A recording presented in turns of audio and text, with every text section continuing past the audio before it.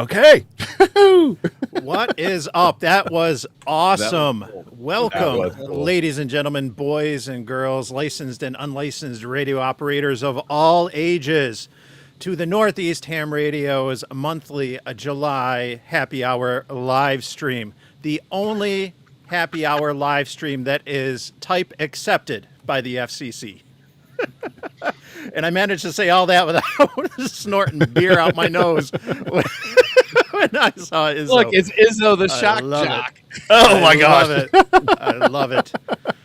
Oh man, we gotta go to you, Izzo. We gotta go to you. What's up, brother? No, man, don't be going to me. Go to somebody else first. You're the only one that came No. prepared. Yeah, Someone you got came the blessed. message. I was told this was going to be like what we did when we were younger. We did that. Well, no, well, when I was younger, I didn't have the glasses. I didn't have the Elvis glasses. How much perm are you got in that hair? Soul Glow. What are you talking about? Soul Glow and Aquanet. Aquanet. No, I told the barber, listen, I usually get my hair cut every Thursday, every Friday. I walked in there on Friday. I said, listen, you got to do my hair a little bit different. I got this gig going on for Saturday night. Can you hook me up? He says, all right. He says, trust me, but you can't look in the mirror. So he turned the barber chair the other way. So. Just put a bowl on your head and just You look spun like it. an Italian Howard Stern is what you look like. Yeah. I've been told that before. I have been told that before. So Holy shit. look, it's real. Ow, it's real. I wore a Back to the Future shirt, but that was the extent. So I must have missed the call to get dressed up, but you know. Yeah, Yeah, I missed that one too. yeah, well, as anyone who's tuning in, if you haven't figured out yet, we have a theme tonight. We have a Back to the Technician theme. Is Izzo fading? Like, is this a real Back to the Future where he's fading? Yeah, out of the picture. He's bent back. Because no, I'm out. No, I just realized I'm outside and my laptop is dying. A new one Yeah, came the camera's in. dying. The camera is dying. Oh shit! You are very much like getting cut out of the picture. Is it color wise? Is Oh it yeah, oh, it's everything. I thought I was watching like a Depeche Mode video or something. I don't know. Like, What is that? Izzo's got like the hypercolor filter. If anyone remembers the hypercolor shirts. Yep. Just switch your name to Mystery Guest. Switch your name to Mystery Guest, and we're good. It's like, remember the CRTs where you bang on the side to get the guns to back a line? This one, you just whack them upside the head. We'll get back in color. well, the color right now, everything is like half green right now. I don't know if that means anything. Oh no, it's pink here. No, you're fuchsia, Yeah, brother. Yeah. It's changing all the time. It's a lava lamp. You look like my Lucky Charms if I let them sit in the bowl All too right, long. tell you what. Let me switch device. Let me hop out of here. I'll switch devices and we'll try this again. Okay. Sounds It's good. kinda We'll be cool, here. though. All right. You know, we ain't going anywhere for a while. We do this once a month and it goes. But yeah, no, as I was saying earlier, theme tonight, Back to the Technician, Back to the Future. What would we do if we went back to when we were technicians? What would we do different? What would we tell ourselves? What advice would we give new hams who are new technicians? That's the theme tonight, until we get some more drinks in us at least. So let me welcome everyone. We chatted with Izzo. Let's welcome everyone else from the Northeast and Arizona to the stream. And over the pond, apparently. I know. Oh, yes. But she's still living in the Northeast, so At least her mail gets there. But. yeah, at least. yeah. Eric, what's up, brother? Not much, Mike. I'm doing good. As those that are probably maybe surprised, the facial fur is progressing well there. So, thank you all of okay. Don't be dreaming me in about your dreams. But for all that worth, it's coming along. It's Yeah, I'm not a beard guy. I'm gonna let you know up front. Not a beard guy. I like the clean look, and everybody else around me agrees. At least in my immediate family. So I'm doing this for you. Just remember that, guys. This is for you. But outside of that, enjoying it, having fun. Glad to be on tonight, and looking forward to going back to my 1990. That's gonna be crazy with my technician license. It was 92 for me. Oof. Wow. Yeah, we're old. Yeah, right. How's the weather, Tortoise? Rub it in. It's 111 degrees right now, but I got like 50% humidity. The humidity came up because we had the monsoons. It's been bonkers, dude. I mean, I saw a hillbilly in there talking about it's 106 with the humidity. I'm like, no, dude, it's 111 with the humidity on top of it. But it's beautiful out here. It's sunny and it's beautiful and it's warm. Yeah. Awesome. How is it down under there, Matt? Down in PA? Down in PA, it's doing well. Had a fantastic day. Went out, did some early morning POTA, as Eric saw on the First Beacon Network, and got 77 contacts once people woke up. I got there a little early, but my stupid butt, I set up right near where the train was passing. So once in a while, it's always when the low signals, the real bad ones, were coming in, like the ones that were faint, the 5.5s, the 5.4s. Oh, right when the train comes, but.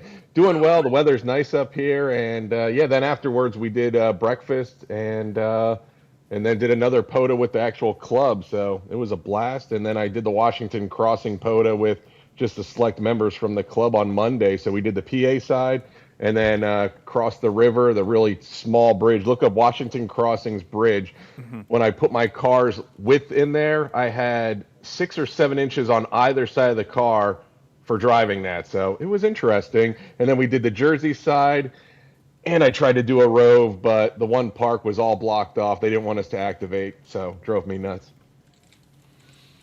Who did we lose? No, I'm here.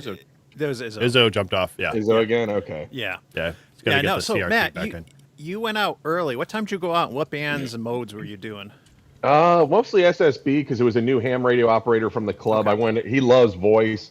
So we went out and basically jumped on 40 right away to see if it's still rocking and rolling. Yep. Then we went back over to 20 because no one was out there except for the European stations. It was slim pickings. And then finally people started waking up maybe 10, 12 minutes later at 6:15. And that's when we got huge pileups. We actually had to tell people we got to go because we were going to be late for breakfast, and just push the button. Actually, someone was talking to us and like, hey, it was a park to park. He goes, can I take your frequency? I'm like, go right ahead. So he had a pileup waiting for him. So that's always fun to do, passing the torch over to another park, and that was a blast. So we had a good time, and it was fun. But it was early, 4 a.m. wake up and. Drive 20 minutes to the park, but it was well worth it. Nice. Yeah, it's a challenge. Having done a lot of activations earlier this year at like 6 a.m, it's a little bit of a challenge with people getting up and I operated a lot of those times just doing 30-meter FT8 and stuff, but you get on 40 meters and I think it's probably starting to close down in Europe as far as the openings on 40. It's already, getting close to late morning, afternoon there, and so 40 is not that good of an option because it's not open, to the east, and regionally people would need to be up. And yep. And so it can be a challenge on at least doing the voice modes and stuff. But no, good on you. That's awesome. Yep. Speaking 77. Ooh, 77. Woohoo. Wow, man. Oh yeah. Spread. Look at that. Biggins. Very nice. Oh, yeah. And that was very early in the morning. That was like 6 a.m. You said. So Matt, you were running at a vertical, right? We were running a semi-vertical sloper of a random wire. My random wire, obviously. Yeah, all the above. Check the box. It wasn't a vertical formation, so. That's not a bad spread pattern. No. This one was with a Rybakov. It's hard to see. I should upload it. Oh, you got Yeah, Washington. this is a stray State. one. Wow. Oh yeah, Nice. we had some far Washington State or flingers. Yep, something. we Mhm. had some far flingers. Oop, can I zoom in? There we can zoom Yes, you in. can. Yep. So the reason we only had 27 contacts on that is because we had 7 operators from the club, and Oh, POTA operators absolutely God. loved it. Man, they were like jumping on us. And the one time we had 3 parks with 2 operators or 3 operators, and we're like, how do you want to do this? So it was rather interesting and a lot of fun. A lot past the That's mic. been my week. Nice. That's technically 189 contacts. Yep. When I submitted, it was like 36 or 38. So, Oh, wow. yep. Well, speaking Impressive. of DX in Europe, let's go to Shannon next. Oh, I thought you were going to go rabbit. Um, Okay. I'm confused. Nice. So yeah, what are we talking about? I'm sorry. Wow. It's 11 o'clock at What is it, night. 11 o'clock there or something?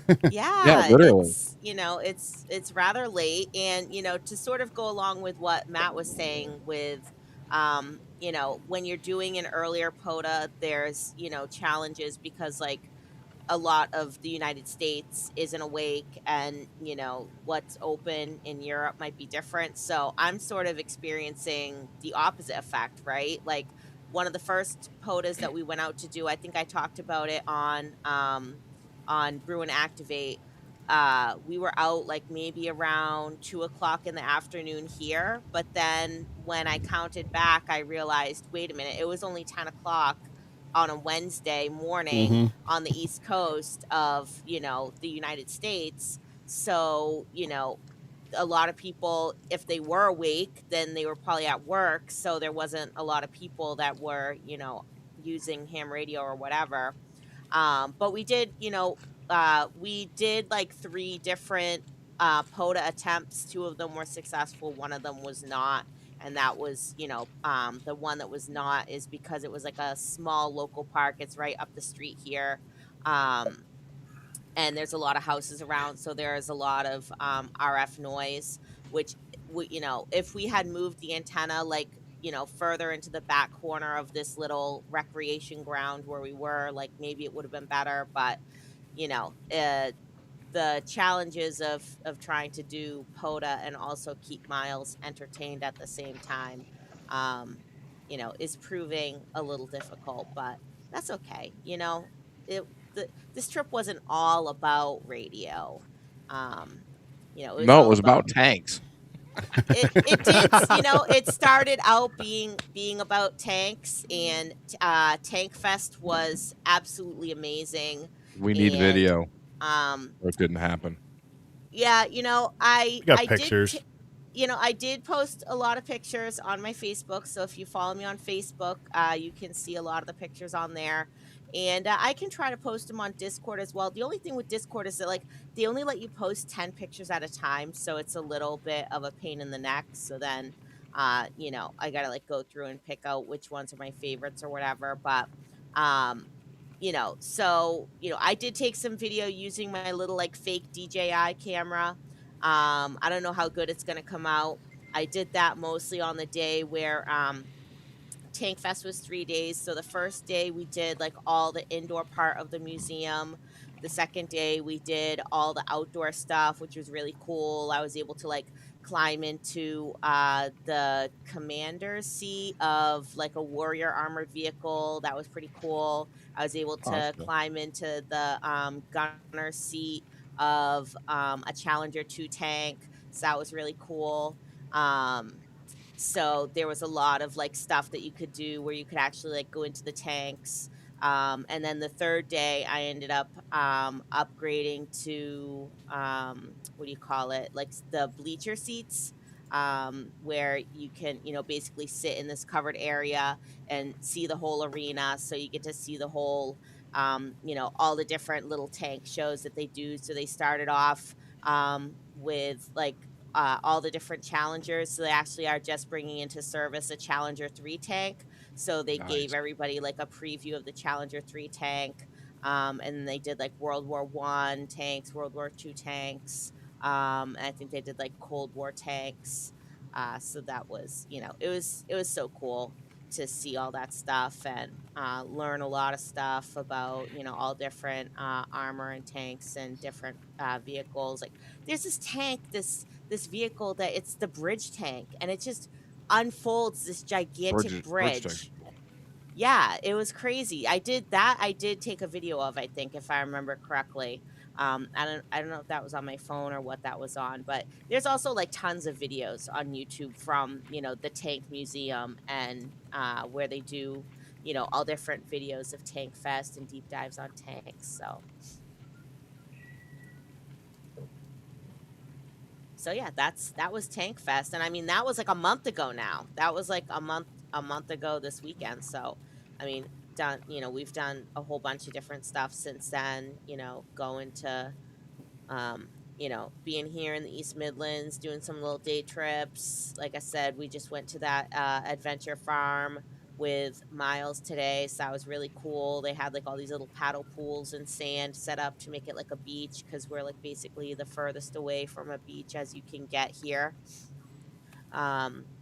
We got to feed sheep and goats and cows and chickens, and this is great. Like, I'm living my best life here. I'm in the country. I hang my laundry out on the line every day. I have my porridge and tea and crumpets every morning. Yes, Beans I on have toast. I have not yet had porridge here at at home, but I have had crumpets like 3 different times. So, crumpets Beans are on good. toast. Beans on toast. I haven't had any. I haven't had any beans on toast yet. You're not living unless you eat beans on toast. We do Do have that at home. beans. We have beans. We have bread. I could make beans on toast if I so desired. But they wouldn't be British beans, would they? No, well, no. They're Heinz beans, which is weird because they're like. Isn't that they're an American company? No, so yes, that's the thing, is that Heinz is an American company, but why are the UK Heinz beans different than the American Heinz beans? And if you want to get UK Heinz beans in America, they're like, I don't know, £5 a can or something, or $5 a can. They're like ridiculously expensive, but here it's like It's what it they're here is normally. they're like a pound. So, but I have tried like a few uniquely British things, I guess. Like I've been drinking like different British drinks, Dandelion and Burdock, which is like a soda pop, Tizer, which is interesting. Iron Brew I had already had because we can sort of get that here in the States. Let me see, trying to think what else. Having like different candies. So, I love British sweets. So, like rhubarb and custards and chocolate limes and lemon sherbets and jelly babies and wine gums and. Jelly baby. Is that like a jelly bean? No, Probably. it's like it's a gummy candy, I guess you could say, but it has this like very interesting sort of grainy texture, I want to say, that is very soft. And it is not like anything that we have in the States. Oh yeah, and also like Parma violets, that's another like very uniquely British candy. And love hearts, but love hearts are sort of like our conversation hearts, so they're not too different, but Uh-oh. Matt's been playing with too many buttons. Hey, I did it over. It shows up here, but not on air. I mean, not on mic. So Everything Awesome. feeds into us. Thank you, Matt. I appreciate that. Yeah, Well, let me hit them Yeah, off here. look at Might as well all at this the- point. all the gift memberships that are coming through. Yep. So Thank you, N3VAN Radio, for the 5 gifted. We get Don, Jeff, Gershback, Matthew, Kelly, and Kel Jacobson. Cool. Awesome, guys. and I gave Congratulations. 5 over to Mike into MAK's channel too. Yep. Yep, and let's Nice. see. Let's see who he outed as not being a member. He I he let outed my membership slip. Lee McNasty, Punk Rock Ham Radio. Oh boy, that says a lot for somebody who's on the Thursday and Let's Tuesday see, scene. who else was?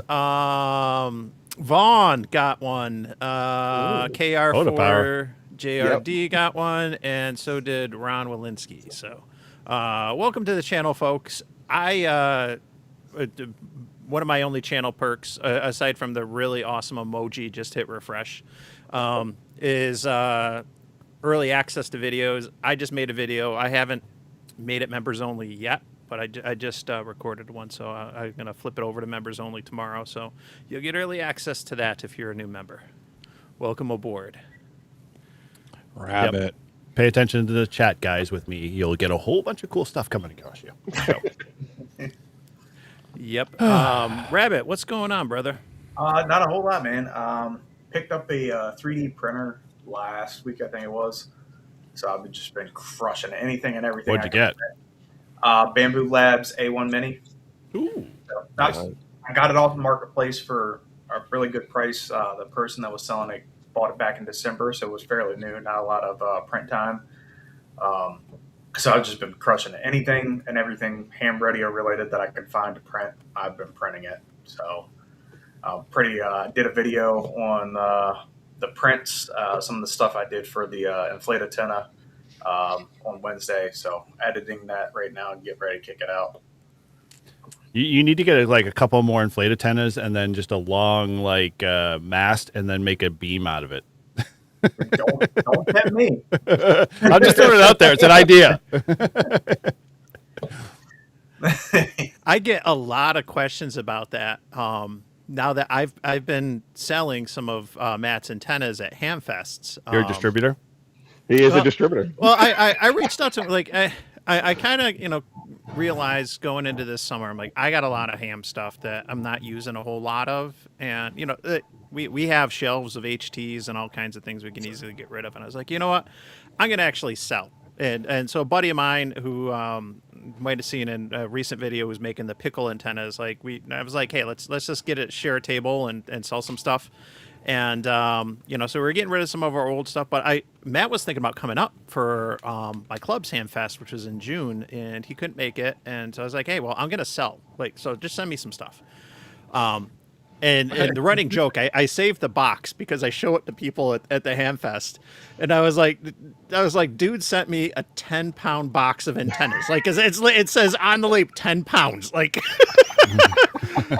on the label, and so I have 10 pounds. Half of that is probably the inflate antenna, but I'm fully aware. I think that I have the only 3 unopened ones that are in existence, because I think you're waiting on a resupply of like the material or whatever. But I'm getting a lot of questions.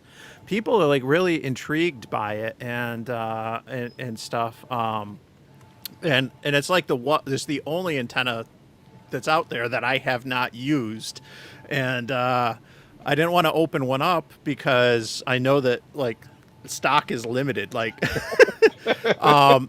and I sold my G90 at that Hamfest. So, The P90, no. What? Wait a minute. You just sold your G90 after you got one back? I did. What's wrong with you? No, You have like short-term memory or something? No, it's I used it ADHD, like dude. half a dozen times or so. I had fun with it, but I wasn't using it that much. And one of my friends, who's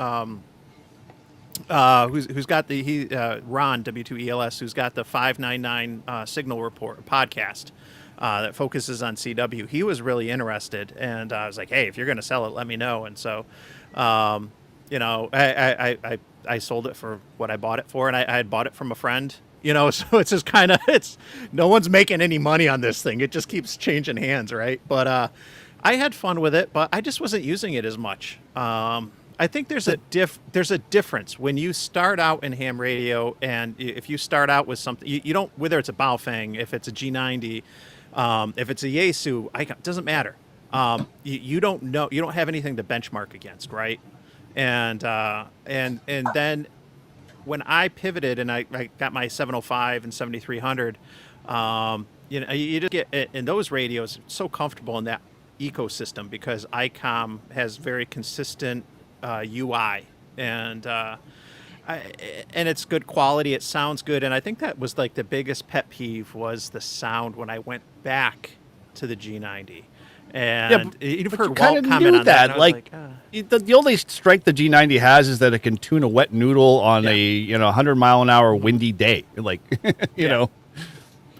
But it's I think it's a good starter radio. It's a good portable radio. You can do a lot. 20 watts, small form factor. You don't need to bring a big battery with you if you're traveling, you're flying, or anything like that. There's a lot of 20 pros watts is for 20 it, watts. but I just wasn't using it. I was like, you know what?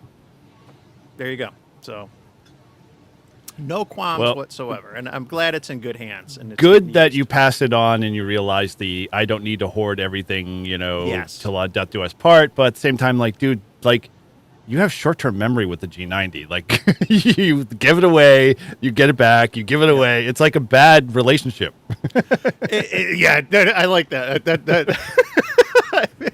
Yeah. But I have bought, I've got some new radios that have come in, some new to me radios, and use this kind of like as a segue to this whole Back to the Future type thing because I bought two very old radios. I bought an ICOM. I'm blanking on the number now. It's a 1.25 meter 220 FM monoband from the 80s. I bought that on eBay, and fortunately it works. You don't know. I kind of did as much of a diagnosis as I could from the photos and the description and stuff, but I rolled the dice and I had that out at the park a week or so ago. Programmed it up with some repeaters, made some contacts on it, and so I got that nice old ICOM for 220. And then today, to kind of get in character for the live stream, I went out to do technician-y things, and I brought the Radio Shack HTX 10, which I picked up at a Hamfest. Oh, gosh. Yeah. Used 10 meter Radio Shack radio from I think like 1999 or so, and brought that out and made some 10 meter contacts for POTA, which was the first time bringing it out, to a park, and that was a lot of fun. So I'm glad to show some love and have some time to spend with some other radios. There's I've sold some antennas and some other gear I haven't been using. I'm very curious with that 10-meter radio you got from Radio Shack, how much drift it has. Like, I'm almost guaranteed Yes. it's just going to slide down the band. Yeah, and that was part. I learned. I made a park to park with Ron, who I sold the G90 to. He was out doing a POTA as well and got me on 10 meters, and I was on 14. Or not 14. I'm sorry. 28403. 28403. And he said that he was hearing me on 28 210 or something like or just a little bit down. So it seems like it's got like a little bit of drift and probably needs like an alignment. If you look at my spots, like shortly after I kind of like spotted, I'm like, I'm on an older radio and it seems, and I'm on, 28403, but it might be off frequency a little. But, I got Baofangs that are further out of band, so it's no big deal. Is that the rationale? Yeah, but that was interesting and stuff. Yeah. Oh, Ron's in the yeah. Ron's like, yeah, huge drift. Yeah, It was Tokyo. It was like a Tokyo drift. yeah. Drift, exactly. Yeah. So anyway, it's fun. That's part of the learning experience, and so like I'll see if maybe I can, if it's something that can be fixed, tuned up or whatever. But maybe it can't. I don't know. But and if it can't, then hey, that's going to make a nice radio for a technician to figure out. So Passing the buck. Yep. Yeah. Make it somebody else's problem. No. That's And now actually that- funny. Now Like that the as- world knows now that all like how many people we got watching? 312. 40. 312 people are watching right now, and they know that now I have a radio that has drift that I might sell down the road. I know. Well, there's always a gullible technician somewhere, right? Yeah. Oh, now it's dropped to 40 people because they heard I got. Next giveaway See what radio. happens. Yeah. Mike selling bum equipment. Yeah. Yeah, the other technician thing, since I got the floor real quick, that we did today is the first 2-meter FM simplex net. We did that this morning, and I had 22 people check in on FM simplex. We did it on 146.58, also known as the adventure frequency, and 22 people checked in. I was net control, so that makes 23 participants. I was blown away, just like absolutely floored that we had that many people check in. And on top of that, Looked like I my did it science from- teacher just checked in. Yeah, I did it from a POTA park. So I did log everybody for POTA. I didn't tell them that until after. But no, that was fun to do, 2-meter simplex net. And there was a handful of people that went out to different locations to try things. There were some people that were checking in with a rubber duck on a HT from their deck. It was really neat. So a lot of fun. And is that Izzo who's got like think some so. RFI? Yeah, coming it is. in? I muted him, and then he unmuted himself. Yeah. He's really grasping this like 1980s technician feel. Yeah. You know? Yeah. Oh no, we're stripping. Oh, Look, you went from Now, Howard Bob Stern to Bob Mr. Don. T. that's like Ozzy Osbourne going. You're not going to fit that over that. Oh come on, Izzo, you were holding us all up. You were bringing up our There you national go. average. But anyway, that was really cool to do, and I'm looking forward to try to do it next month, and maybe it be a monthly thing, a 2-meter FM simplex net. But just blown away by that much participation to get 22 people checking in on 2-meter FM simplex on a Saturday morning. That was great, and I reached a couple counties, and I even got someone to relay a station that wasn't hearing me. So nice. that was That's cool. really cool. Really good exercise. Learned a lot, and looking forward to doing it again in the next month. And then if it gains steam, then this is something I want to get that ICOM on 220 and do a 220 simplex net. Or it's probably going to be more of a round table because it'll probably be like half a dozen of us or so. But leave no band behind. RF around, find out, and all that good stuff. Izzo, how you doing? You back? You got it figured out? I'm still working it.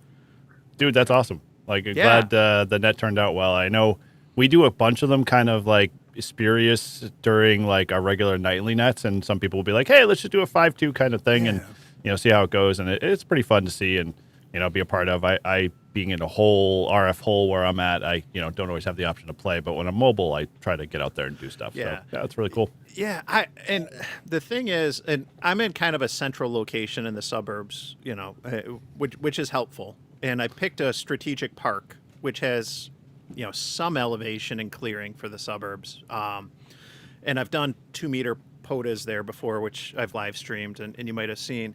But I got to recognize it's got to be a lot different of perspective for the participants on the net, depending on where they are, because some people are only going to hear a handful of stations, and it's just going to be like one person was like, it's been pretty lonely here for the last 10-15 minutes, because they're not really hearing anything other than me. They're not hearing the other end. But I think that also makes it interesting. If people stick around and stick through it, they can really see what their stations are capable of. It can encourage people to make improvements, try different things, different antennas, different locations. And ultimately, the technicians, that's awesome. those newer hams, this is a great opportunity for them to make some simplex contacts and just get that experience, because it is a lot different than getting on the repeaters. So very cool, very cool. We have one here locally. It's a simplex net once a month, and it's through a club that has a tower with 2-meter antennas at different heights. And he goes through, the net operator goes through and does the net starting off with the first height to see where he can get around, and then Okay. the top height he goes around and sees where he can get. It's pretty cool. See Nice. the coverage on him. That was pretty cool. It's funny. Like, how often is that, Rabbit? Once Like, a month. Daily? Oh, once a month. Okay, good. Yeah. Like Okay. I always can like it just blows my mind. People are doing it like 2-3 times a week, and I'm like, dude, that's a lot on a simplex net. Just trying to make it all happen and keep it still going. And especially from a net control perspective, I know those guys. They're the unsung heroes. The last one we had, I think he said he had 44 or 43 check-ins. Whoa, into the dude, net. that's awesome. That's like Mike's Yeah. live stream. Well, you figure you're in the DMV, and where this tower is, it's hitting into DC, Virginia, Delaware, Northern Maryland, Southern PA, just off the height of the tower. Mm-hmm. That's cool. Yeah. we have a simplex net that is done by CARA, basically Cape Ann Amateur Radio Association. So sort of in like that Gloucester, Ipswich, Andover area, up there in sort of like the extreme northeast of Massachusetts. I haven't tried to get on it yet, but it's once a week and they switch back and forth where 1 week it's 6 meters and then the next week it's 2 meters. And I think they try different modes as well. So they'll try like FM, obviously, they'll try SSB, and then they'll also try, people that are using vertical antennas versus horizontal antennas for, the different polarizations. And then they'll have, different relay stations so that they can kind of try to pull people in from a wider area if they can't be heard by the direct net control. So that's really cool. They call that the Fishnet, and it's Thursdays at 7:00 in the evening, I want to say. So if you're in that sort of extreme northeast Massachusetts area, definitely check that out. And you can, check out the Facebook page Radioactive Cape Ann as well. That's where they sort of announce anything that has to do with the Fishnet. Now, if you could do it from where you're at, dude, you would totally blow a lot of people out of the water. Well, I mean, here's the thing: like, people have been getting 6-meter propagation across, across the Atlantic Ocean, right? Yeah. So, it's probably not out of the realm of possibility. It just depends on the time. Again, like we were saying, if it's 7:00 at night there, it's like midnight here. So, it's just that time frame that makes it more difficult.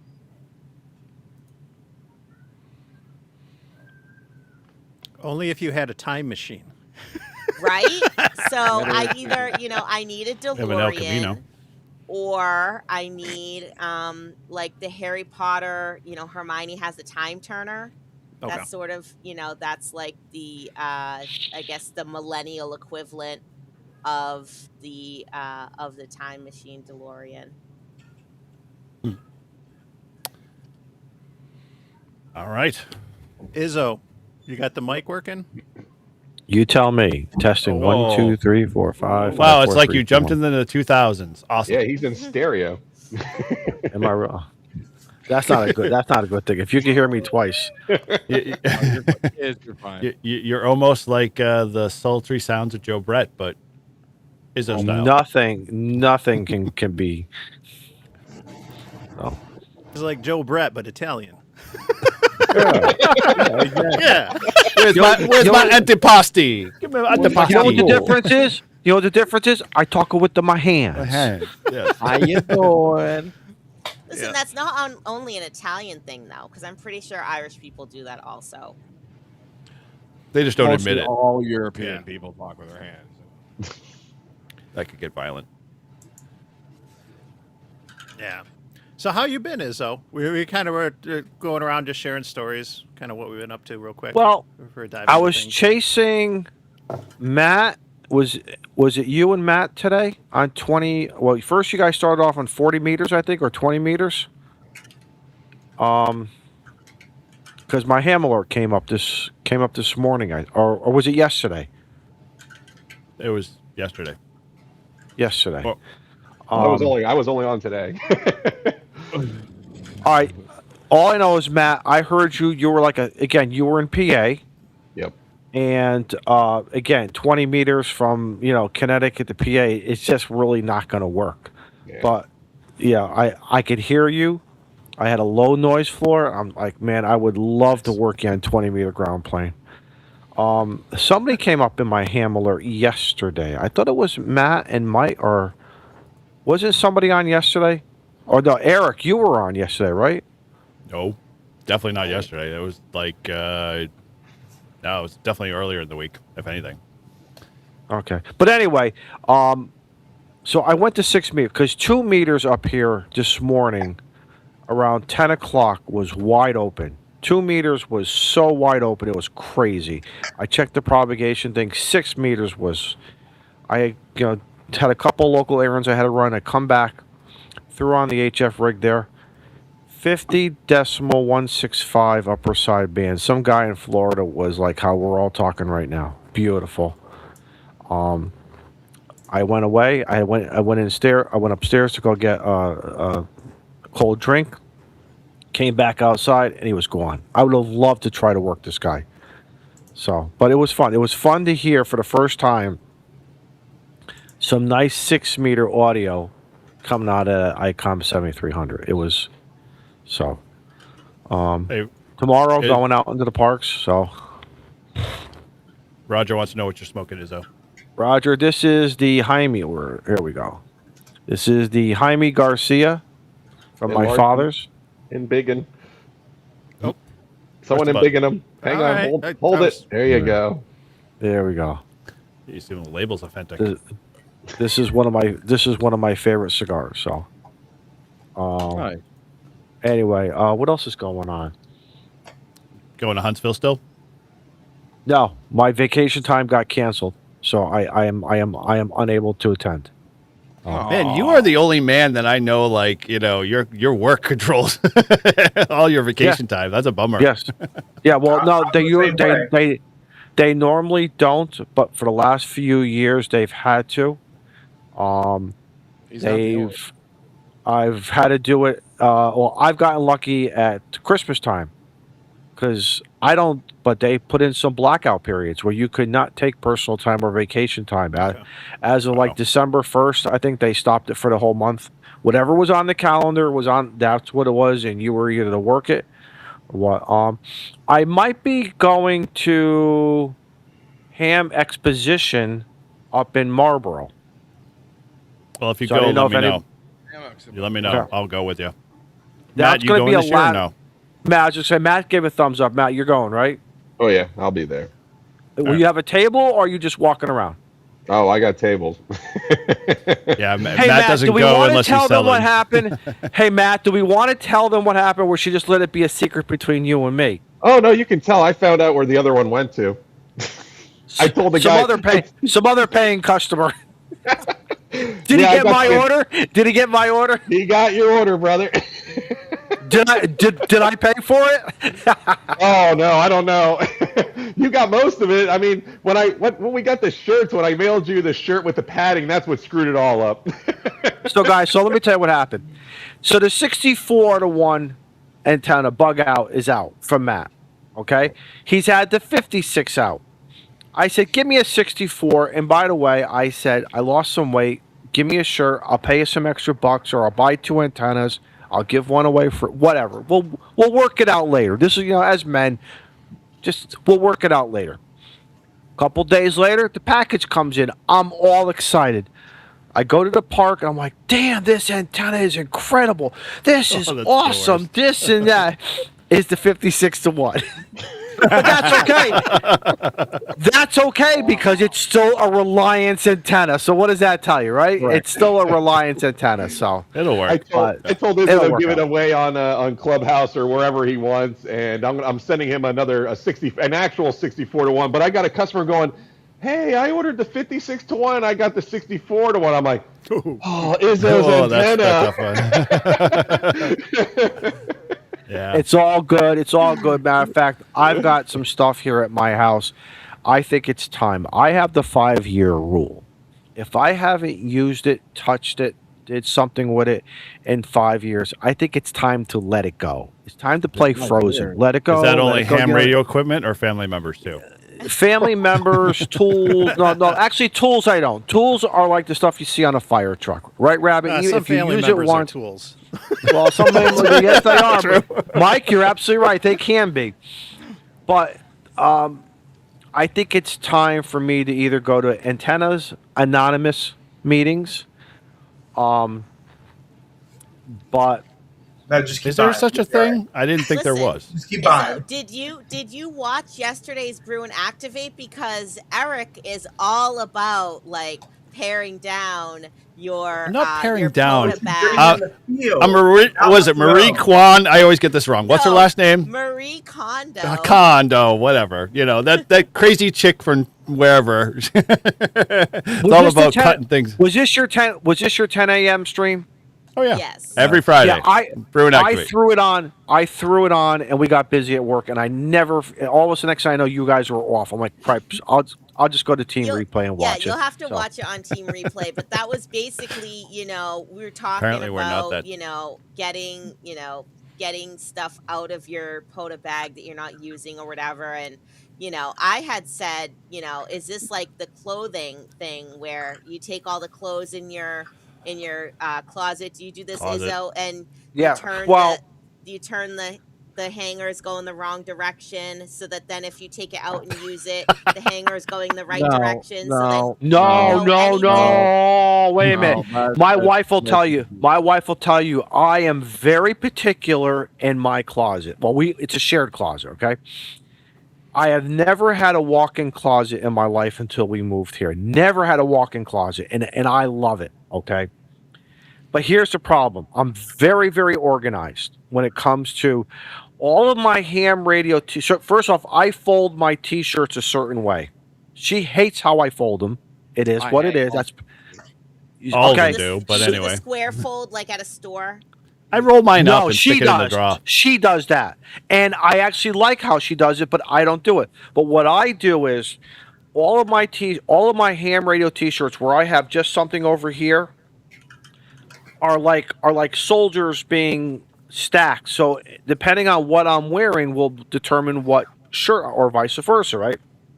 Then I have my generics, and then I have my generics, which just get thrown, and I don't care. I don't care if they get wrinkled, but some stuff has to. Now my button downs all have to be on that hanger going one way. If the hanger is another way, that's bad luck. That's bad. That's like pumping Was he 13 saying- gallons of gas. Generics or geriatrics? I couldn't tell. Generics, Well, the generics. whole My point of doing- Hearing's not getting well.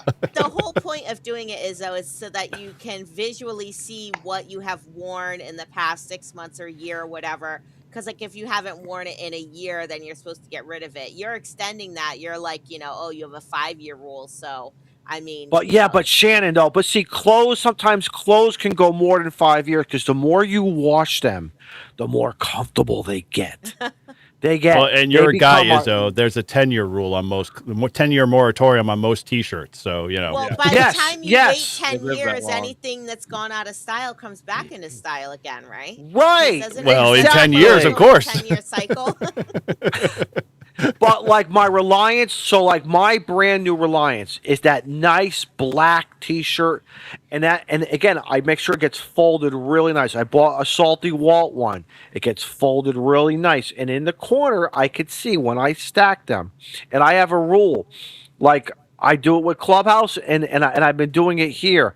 I make sure I don't wear the same shirt again. To me, I feel like I don't know. I Wow. feel like. I don't know. That's a commitment. No, is it I an really- OCD? Is it an OCD? I don't. Izzo, I've me. got you beat. All my T-shirts, Wow. all my shirts get hung up, and my T-shirts. Tracy laughed at me because they're all in color order. I So in buy other the words, color in order, blue- like, and they're by shaded do- colors. So like the blues do you have do all it of the by dark, the white, the alphabetic? blue. Yeah, I do the same you thing with start small, with- like. All right, but you guys start with like blue is for the B in the alphabet is in the beginning, No. and you work No, your way you gotta down. do Roy No. G. Biv. Roy G. Biv. Mine looks like, Yeah. mine looks like a RGB. retarded RGB. rainbow. No, mine looks like a retarded rainbow, but at least the dark shirts are, Care to tell me what that looks like? Well, I Yeah, used to hang my looking at the T-shirts up, picture, but I what mean- happens is on the hangers you get what I call the horns up in your shoulders, and I don't like that. So all my polos, not that I have a lot of polos, and not that I have like a lot of Hawaiian shirts, but like I have, but my quarter zips get hung. Matter of fact, my quarter zips don't go in the dryer. My quarter zips don't go in the dryer. Hoodies can go in the dryer because I like them warm and fluffy. I'm very it's OCD with me. I admit. Send me to the doctors. While we're in Antennas Anonymous, we're going to go to the next store of Clothing Anonymous and Laundry the Anonymous. idiosyncrasy. Laundry Anonymous, exactly. Yeah. You know when okay. you're getting old is when your girlfriend buys you a 50 and over bottle of vitamins. or she buys you the pill box that says MTW. Hey, you want to hear And then something she crazy? sets it up for you too. Oh, Yeah. How did this? All right, we were going back to the '80s, weren't we, Mike? I thought. How did this turn into geriatric city? You want to hear something crazy? Are we on 80 meters right now? Okay, Everybody's no, gonna start talking but you about their- want to hear their something? ailments. I swear to God, if I was a crazy man, you all would have heard me scream, including Shannon from across the pond. Okay, so when I dialed up 6 meters, I start at the bottom, 50.0, and I start working my. Obviously, I'm hearing some digital stuff. Who cares? Just go through, right? I stop at 50.165, and I kid you not, the one station that I was hearing, he was talking about his medical ailments. And I swear to God, I'm like, wait a minute, this is supposed to be 3.8, 3.9. I'm hearing, like I said, bleeds I'm like, over. this is my first QSO that I am hearing on 6 meters in a long, because my 6 meter stuff used to be, Crystal Jobs, Crystal Midlands pulled out of cop cars and, other public safety agencies. And this is a real ham radio rig. And my first thing is gotta be the medical conversation. I'm like, no, don't do this to me. But it was working. They were loud and clear. Running a kilowatt, probably. Yeah. yeah. Oh yeah. All right. Okay, well, so- you wanted to go back in time, Eric. So All right, let's back in well, time. I thought we were bring us already back there, to but at when- this point, bring us back to when you were a technician, and wow. if you could, catch a ride in the back of the El Camino. What Back in year, time. Eric? Give us the 90, year. Give us the year. 92, 93, right when the no code tech came out. Yeah. That's when I got my ticket. That's when I got And my so for me and for all you youngins who are less than 5 years in licensed town, we ended up having to actually go to like 8-week license courses, on a Sunday at a church, in the upper room that like had no air movement and you'd sweat to death trying to understand, electronic theory and all of this other stuff. The only thing to drink was the holy water. Pretty much, yeah. and then after that, they would give you about you'd study for about an hour total of the technician, physical testing stuff, and learn that, and then they would then give another hour after that to learn the Morse code portion, because at that time I still had to learn it.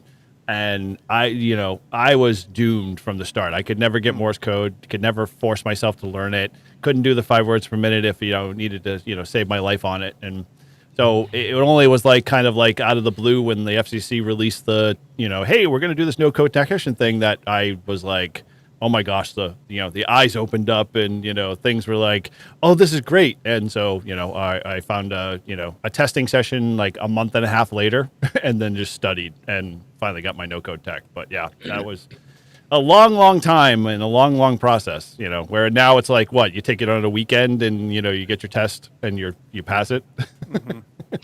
That waiting period. Remember? Because I got mine God. summer of Sick. '89. How long was Same yours? thing. weeks or something. God, What's that that? I was going to say I took mine on a Sunday. Yep. It was was a just Sunday, good. yep. It was like, yeah, because I took it in the library, in one of those community rooms, but in the basement area. But like you, took it on a Sunday morning. It wasn't until the following, like Tuesday, Wednesday, and everybody around me who already had their license. I had my radio installed in my truck. I had I have an older Kenwood, something 7350. It was some older vintage 80s model Kenwood. But they took the microphone out of the truck. They said you can listen, Wow.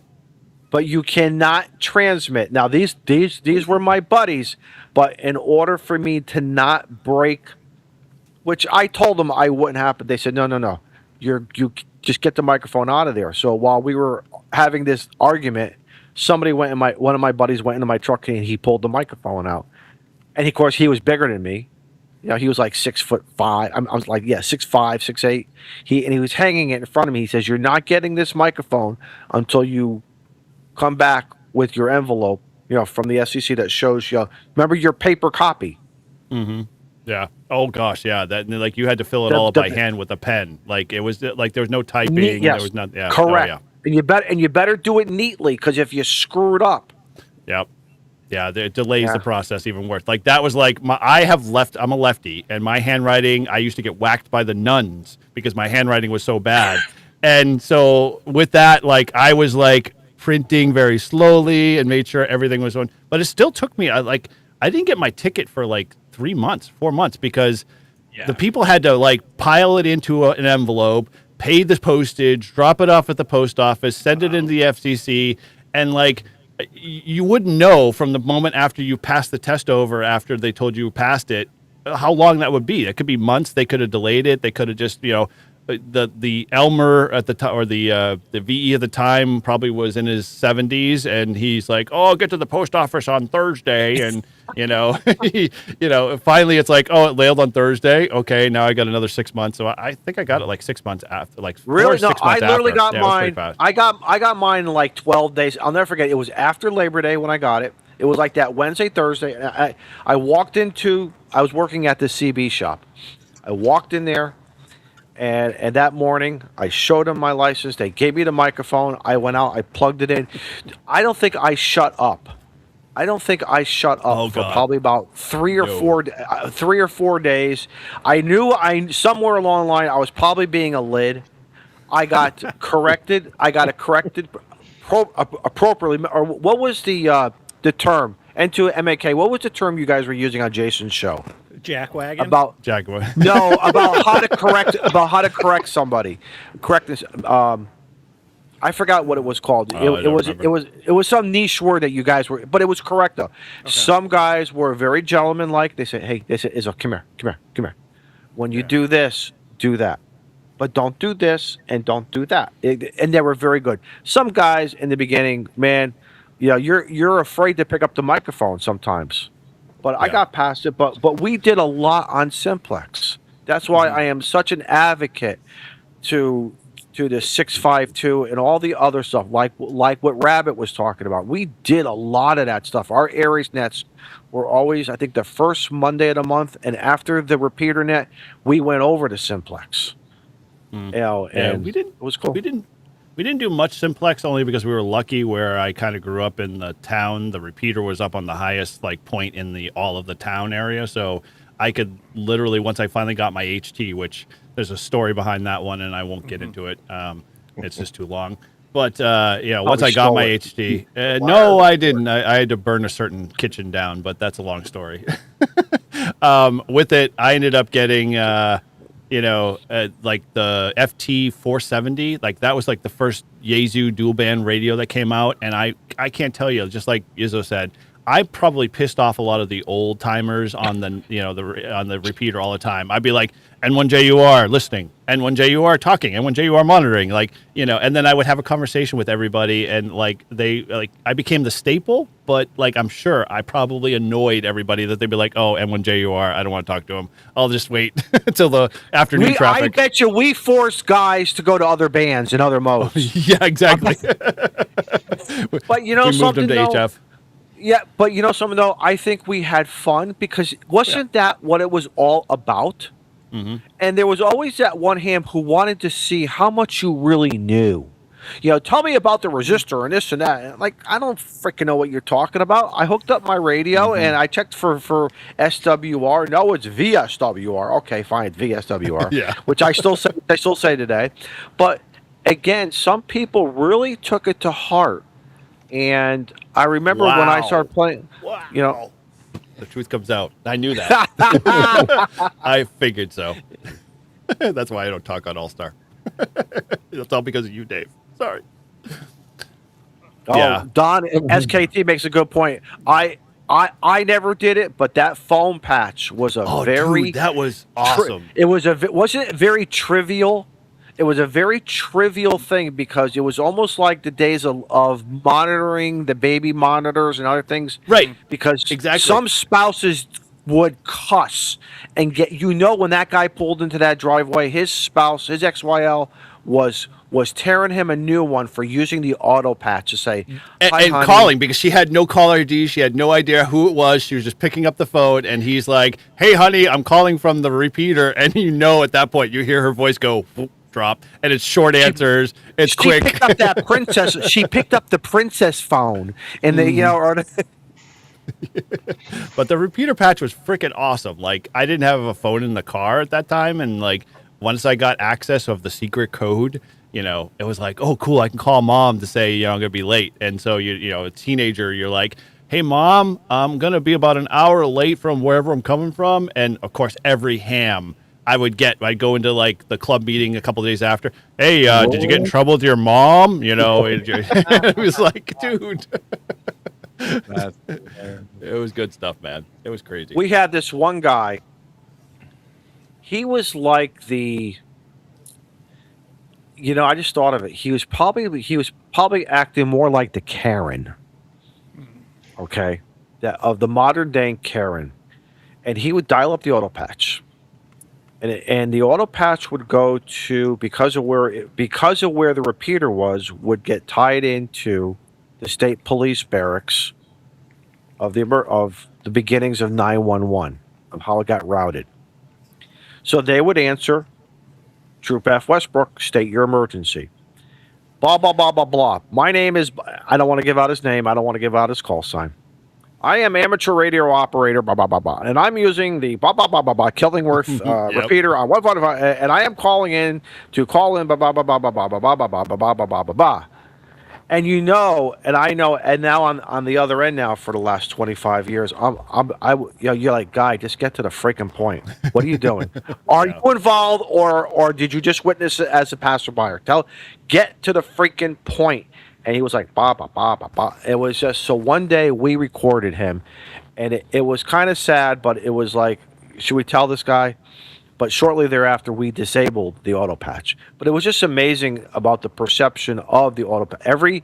Everyone that, through my traveling throughout the Northeast and New York State and a little bit of Northern New Jersey, everyone ran their auto patch with different rules.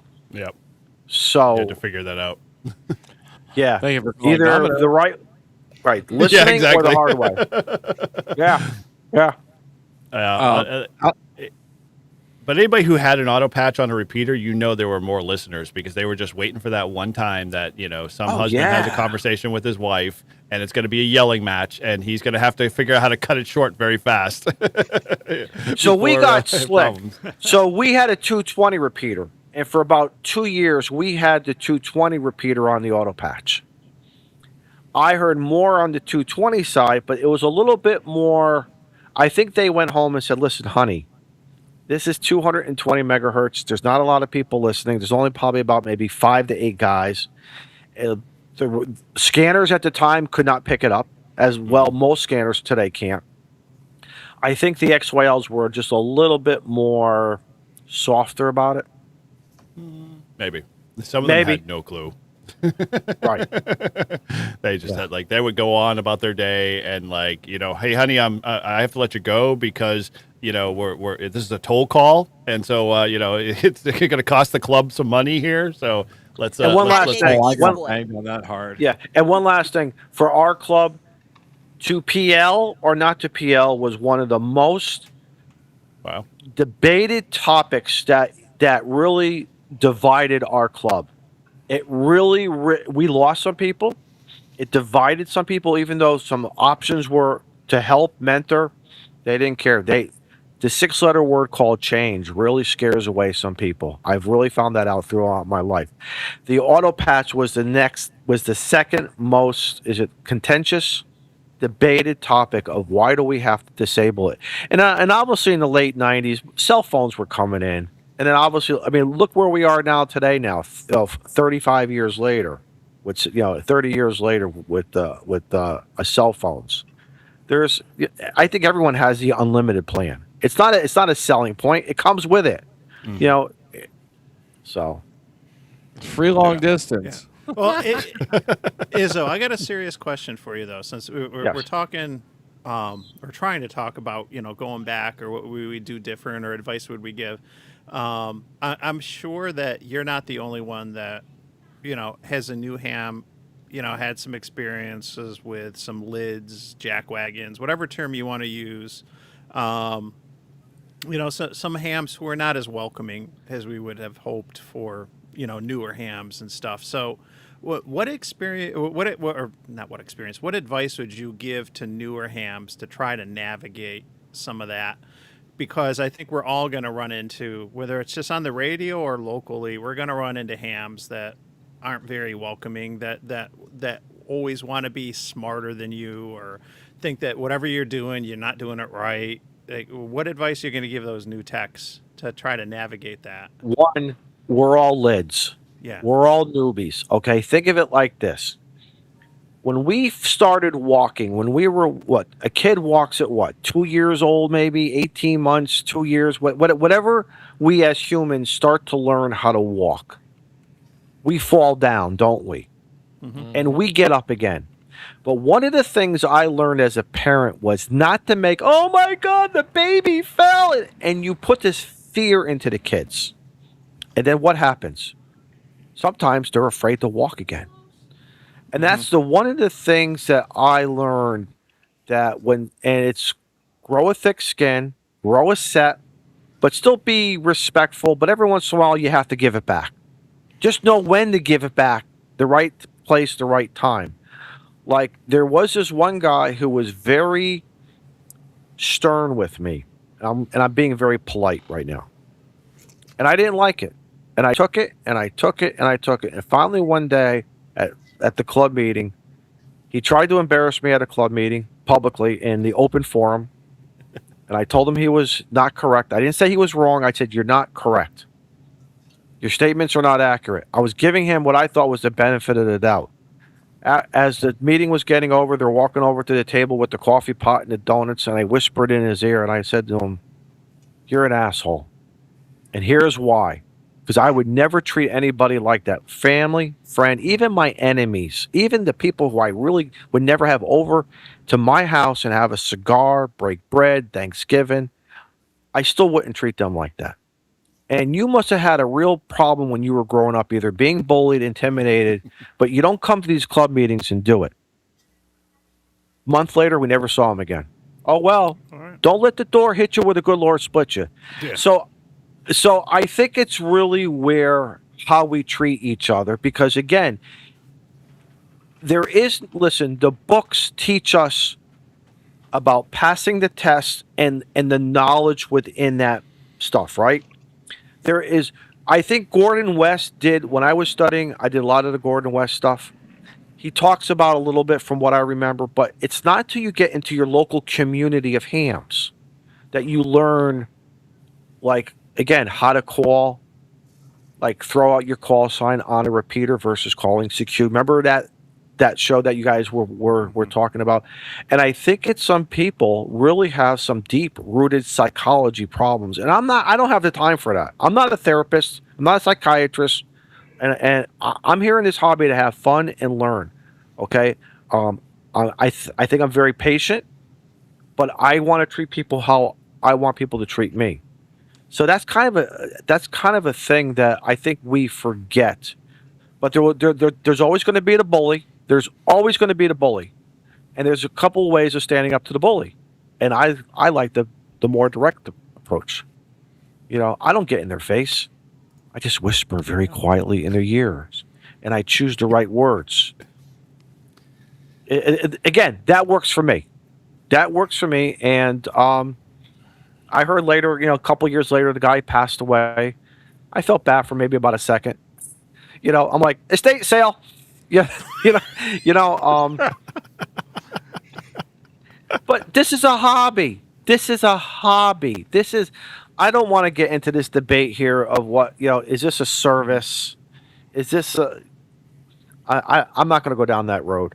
But this is a hobby, and this is for fun and learning. Just don't kill yourself doing it. Have fun. Find out.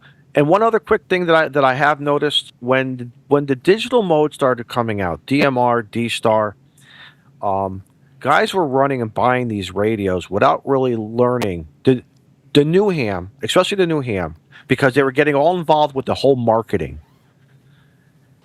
and they really weren't figuring out what's in their immediate community.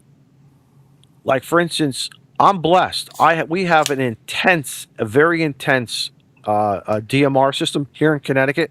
Mhm. Intense D Star. Okay, if you want to play on one of those modes, in addition to the analog repeaters and simplex, it's out there. But we all know in some communities it's just not there. So don't buy that radio. Don't get frustrated. All your hard-earned money. That's another thing. Don't jump quick because it's that shiny thing that Do yeah. your research. Do your research. Tortoise is right. Do your Go on research. to Right. go on to repeaterbook.com and see what's in your area. That's The one best way way of to doing it look. too. I mean, Yeah. it's easy. You just type it in, type in the state, and then look at where you're at and what modes and stuff people are operating on. Well, funny thing is, I think where like we lose the connection is like a lot of the clubs that do the VE testing, they do a shit ass job of actually like encouraging and including the people that have passed to like come to the club and like actually like have conversation with them and talk to them and say, hey, what are you gonna do next? What's the big plans? That kind of thing. They just like they do their VE stuff and then they let the person walk out the door, and it's like you get this nice little email saying, here's a free membership to the club. It's like, as a ham, I'm like, dude, that's like the worst thing you could do to somebody like getting into the hobby. It's like, oh well, go do your own thing, see you later. I mean, That's an awesome idea. Don't give me a Baofeng. How about next week we talk and it's going to be more. And this time it's not going to be the intensity of here's the material and here you got to pass it and you're going to do it. And some people are not going to do it. Okay, some people are not going. But the guys who do it, I love that, Eric. That's an awesome idea. Of now you can relax and breathe, and let's show you what's in this area, in this maybe 30 to 50 mile square of what's going on. mhm. I like that. It reminds me a little bit of like, being a salesperson, I guess, and doing like lifestyle questions with, your customers or whatever when they come in and you're trying to figure out like what is the best product to fit with them. You sort of have to do the same thing when you are talking to somebody after they've just passed their ham radio test and be like, okay, well, what brought you into the hobby? What are you hoping to accomplish? Do you want to have a huge base station with a tower and a beam and an amplifier and all this stuff? Or do you want to do portable? Or, do you want to mostly do just local communications? Do you mostly want to do HF? So, yeah, I definitely think that we as VEs, um, and probably not us because we're probably preaching to the choir, but when you're a VE, you're not just there to like watch the person take the test and make sure that they're not cheating and they pass and you sign off on the paper. You are the ambassador. You are, possibly the first ham radio operator that these people are meeting. So, you only have one chance to make a good first impression. So you want that first impression to be sort of like, warm, welcoming, showing them that community spirit, helping them achieve their goals that they want to reach in ham radio. And, pointing them, in directions of like where they can get more information too, right? Like, especially if we're doing online VE sessions, which a lot of us do. I know I do for Ham Radio Crash Course. So I'm getting people that are, anywhere in the United States and sometimes anywhere in the world, because anybody can get a US ham radio license. It doesn't have to be just somebody that lives in the US, but recommending that people seek out their local clubs, kind of like how Tortoise was saying, go on Repeater Book and see what repeaters are in your area and what modes there are, because that could determine if you're going to get a Yaesu or an ICOM or a Kenwood, depending on. You know what, Shannon? At one time, there was this one club a long, long time ago. I walked in there. I was coming out of work. I was traveling in the area, stopped in.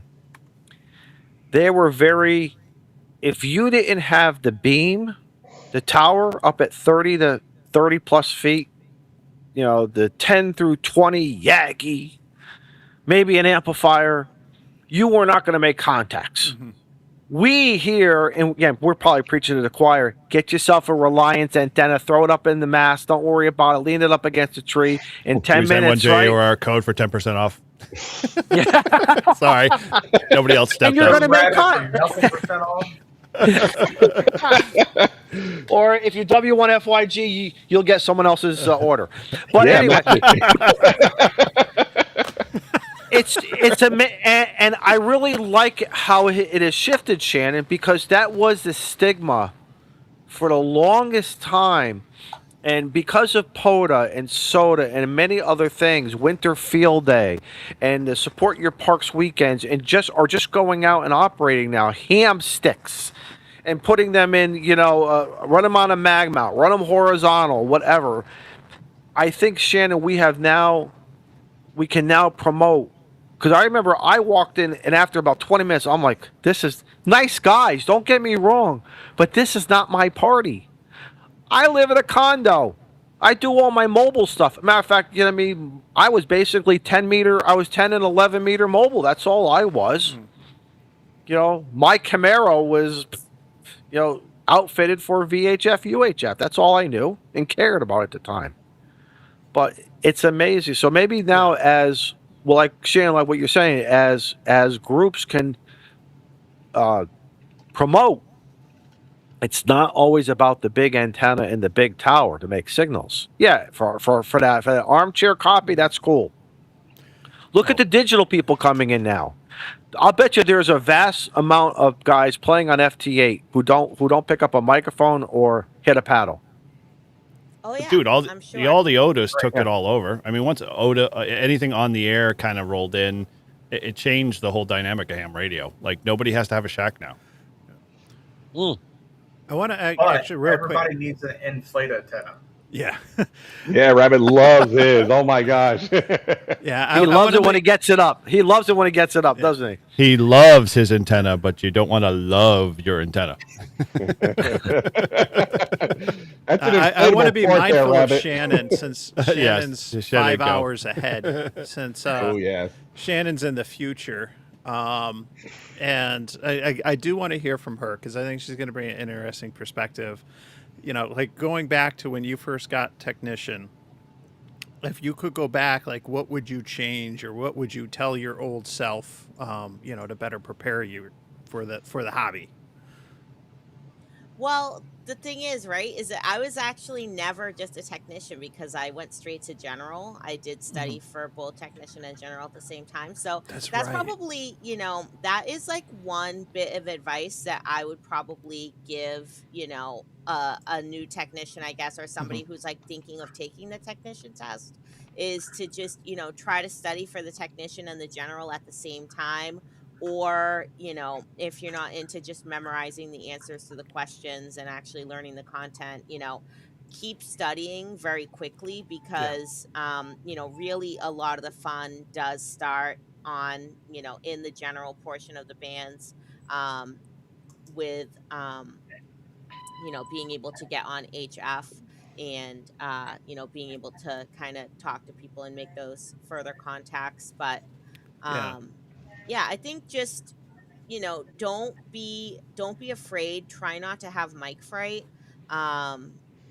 because it's, it's gonna get easier the more you do it, right? So it's like the more you hold yourself back and you just keep being afraid, it's just that fear is just going to get bigger and bigger. It's never going to go away unless you actually just talk on the radio. So, and you just have to find your people, right? Like not every repeater is going to be for you, right? Yeah. Like and it's kind of sad to say, but like we all probably know that repeater, and every area probably has that repeater where there's the people that maybe aren't so welcoming, or like, I don't know, use bad language or something, which they're not supposed to do. But I know that happens. Like I've heard there's a repeater like that in somewhere around LA. I'm not entirely sure.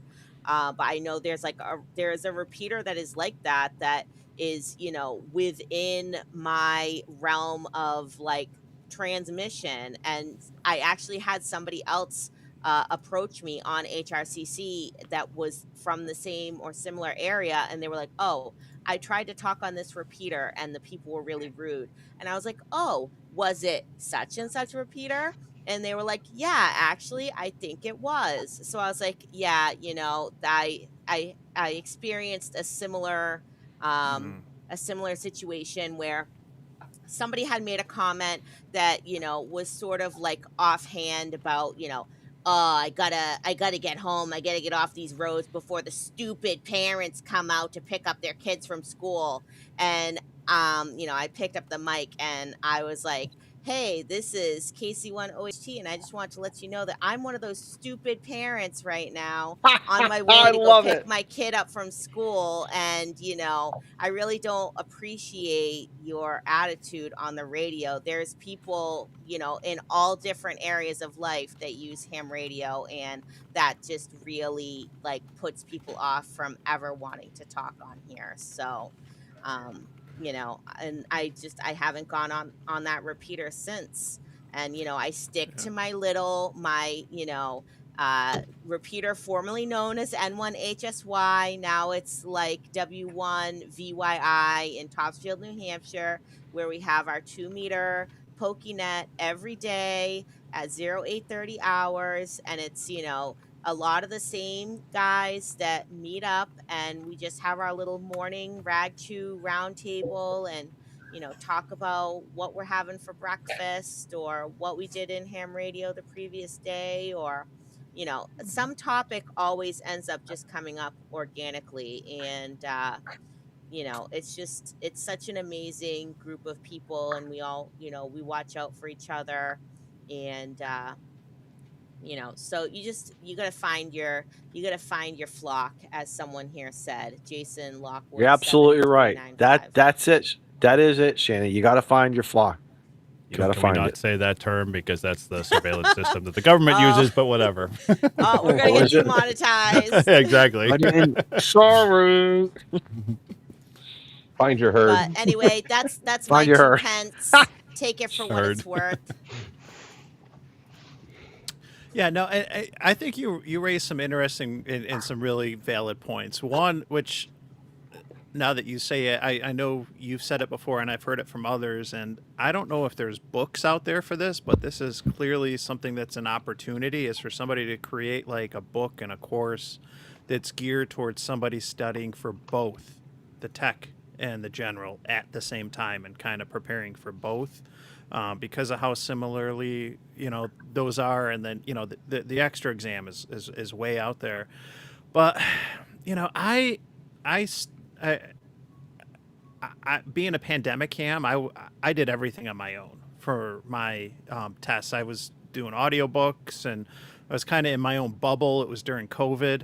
I don't know how much the material that's out there, or the courses that even like my club does, talk about what to expect on the repeaters locally. And I think that that's probably something going forward as Elmers, we should all for newer hams make sure we're sensitive to, and letting others know, like, oh hey, here are the good repeaters to get on as a new ham. I got lucky. My first contact on a repeater was one of the best hams that you could interact with, and he was so encouraging and everything. and I got lucky because that could have been the exact opposite interaction. But I think that that's probably something we should do, is make sure that we're focusing on letting these newer hams or those that are even studying for their techs know, because I don't think that that's covered. That's not an exam question. Is like. No. They don't even tell you, and the materials. Don't call CQ on on a repeater. They used or to. You're No, gonna they trigger used to. somebody. They But, used to. Did they used to? Okay. Yeah. But still, like, just knowing that you can. There's going to be good ones. There's going to be bad ones, and understanding some of this stuff. I think that that's important and something that we should be conscious of. And Yeah, but Mike, I got to tell you something. While you're 100% right, the human side of this hobby, again, I'm in it for the fun. yeah, Another ham is in it for the competition. 13 colonies really got me aggravated. And I will always support 13 colonies, participation, monetary wise.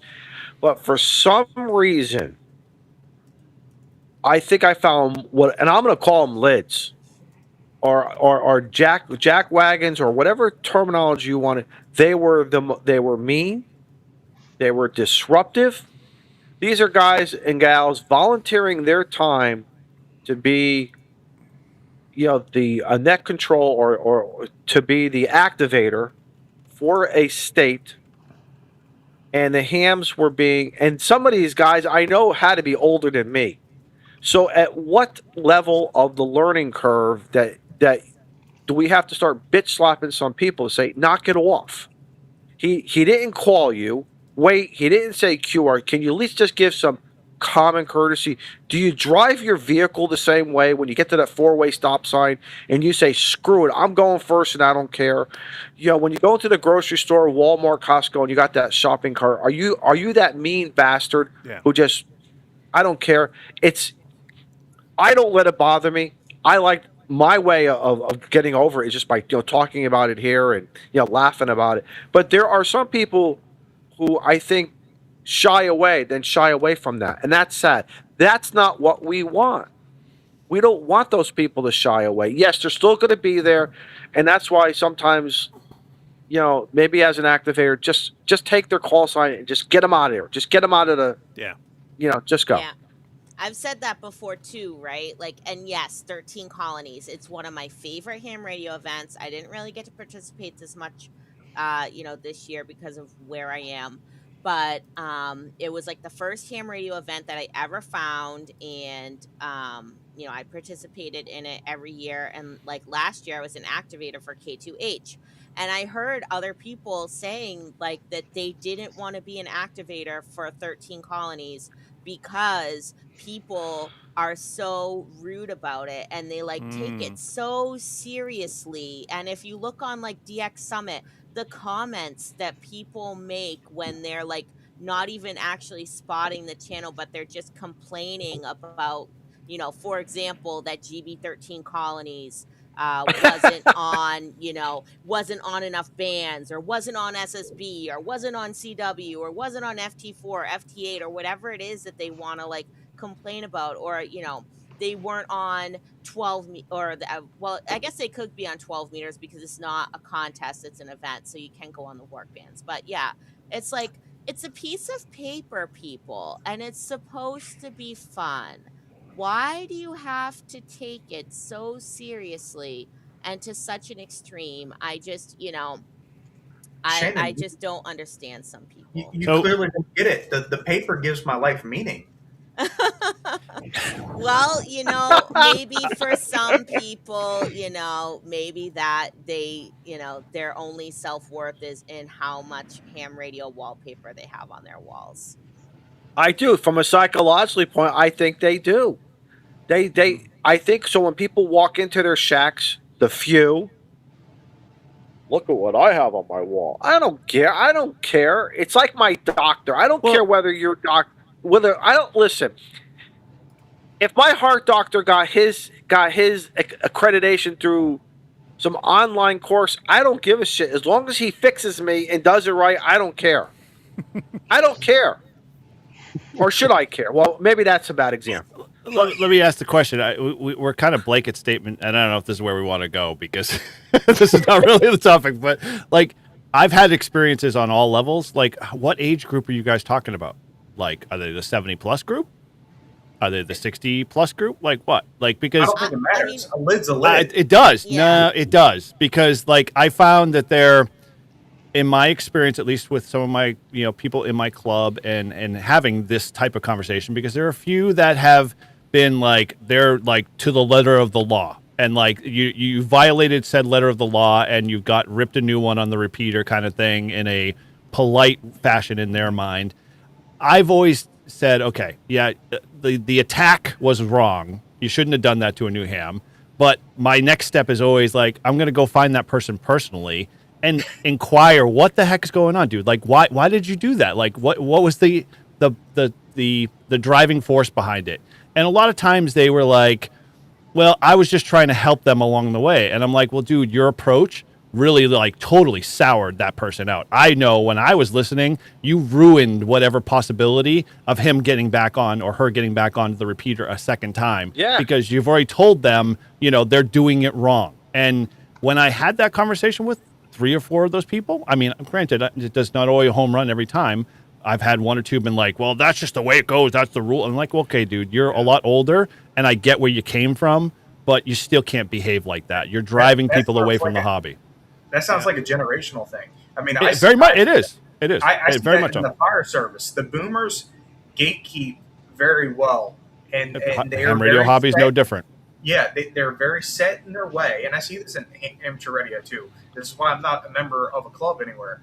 It's that you will follow the letter of the law, and if it's not the way they've done it for years past, they don't want you, and they're not going to let up anything that they know. They expect you to figure it out. Well, the same way it's they fear figured and it out. unknown. Yeah, but Rabbit, but what happens when that group says, "Hey, we're having a field day and we need some people to help us set Nobody up shows and up. Nobody shows up. right, or as well as tear down."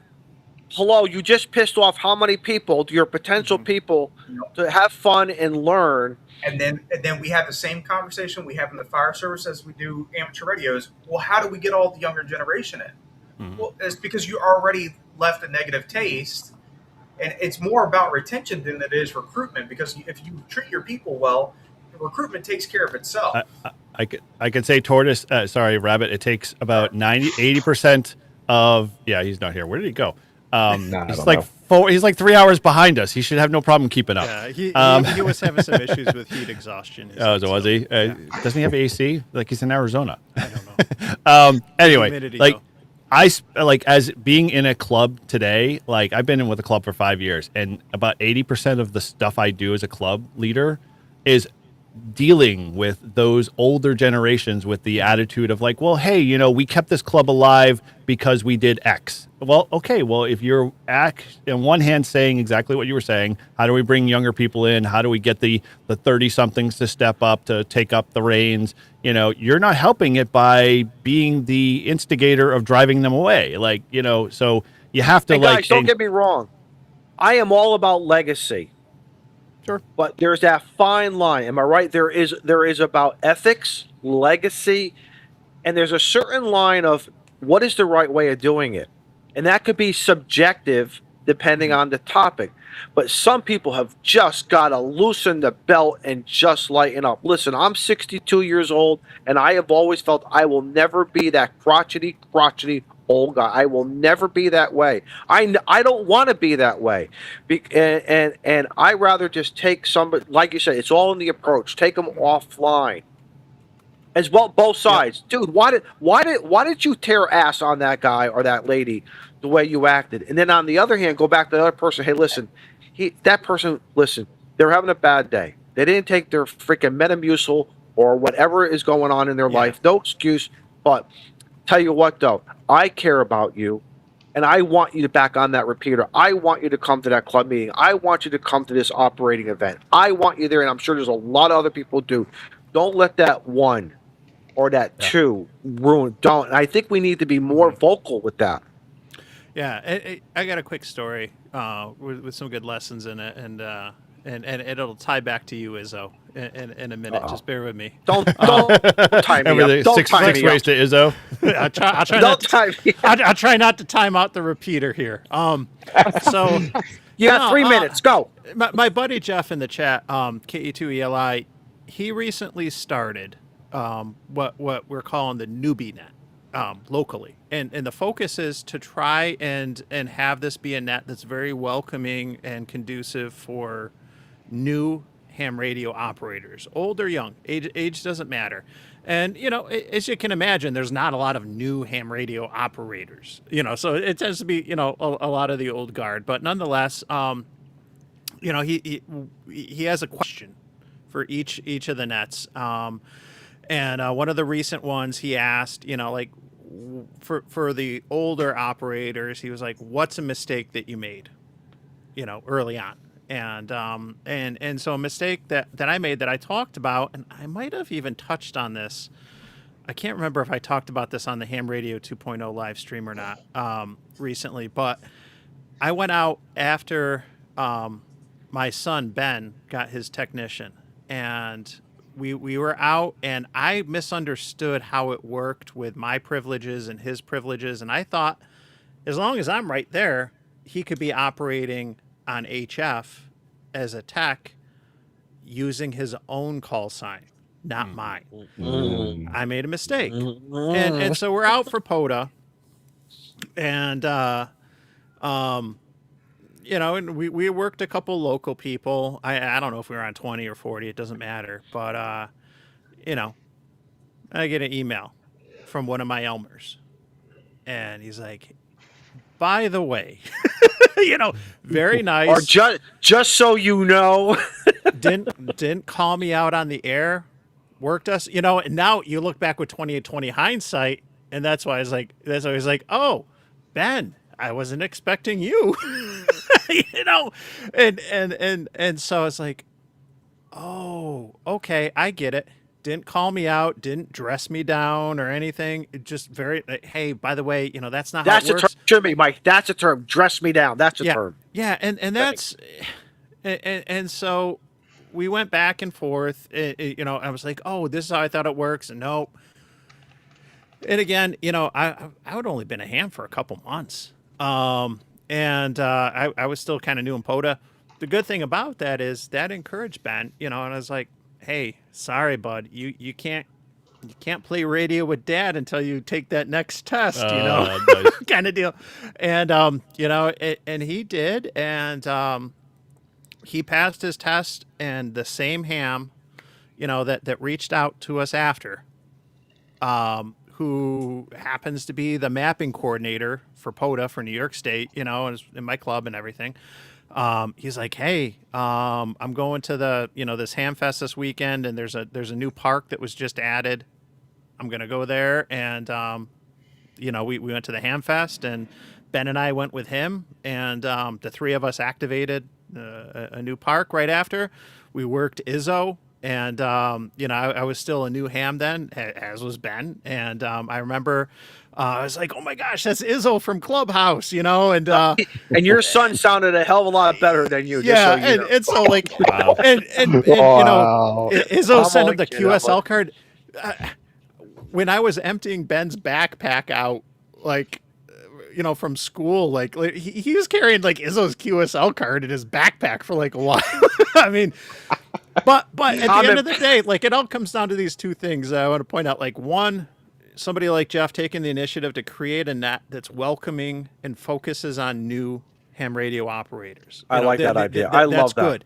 And we should appreciate that. And it's you can check in via Echo Link and other things too, because you might not even have a ham radio like right after you get that your ticket. But then the other thing is like how you call people out, and how you approach people when they're making mistakes, and to do it in a way that is constructive and and welcoming. You had Catch not you later, Matt. Yeah, I gotta See you, go, bud. guys. Aw. Yep. Take care, All man. right, 7-3, Matt. 7-3, y'all. Bye, Matt. Are you Adios, going to the Matt. post office? Are you going to the post office right now to We're ship my closed. antenna? I'll You're ship it on Monday. I'm only kidding. 7-3, Thanks, brother. guys. Have a good weekend. You too, Matt. Thank you, brother. So what are the odds you get the right antenna? 56 to 1? I wanted 64 to 1. 64 to 1. No, I'm just playing. So, But Mike, you're yeah. right. Mike, you're right though. What is, and then we're going to get in. Someone's going to start challenging you. Who are you to Yeah. tell me? For Christ's sakes, people, this is I go back to this is a hobby of fun, and I mean, I've seen POTA get a little competitive. I browse more of the Facebook POTA group now, and it's a light browse compared to. Listen, I like it when someone accomplishes something that's good for you. You get a thumbs up from me. You tried something new, you get the thumbs up from me. But when it's just, I don't know, is it as we are as a society now? And again, are the new chess players and the new chess and the people who do bird watching and the canoeing and the kayakers and the new boaters, are those groups going through the same thing that we are going through? 100%. Why There's did a lot you- of why crabs did out you- there. There's a why lot did of you crabs. take- the old buoy on the left or is it left buoy red and right buoy? I don't know what the buoy markers are and how you're supposed to like proceed. But Red are they to yelling red, at better them off too? Dead, something like that. Yes. Are they doing the same thing? Rabbit, I'm sure it was the same thing. The first time somebody pulled that ladder truck, why did you pull it in that way? And why did you turn it? Or this is the marker in the firehouse that you should look at to make sure that the back end is like. It's all how you say it, though, right? My captain at work just got his captain's license for waterman doing crab potting. And he said it's the same way on the water with how people treat newcomers. I feel like it's any hobby, right? Any hobby or profession.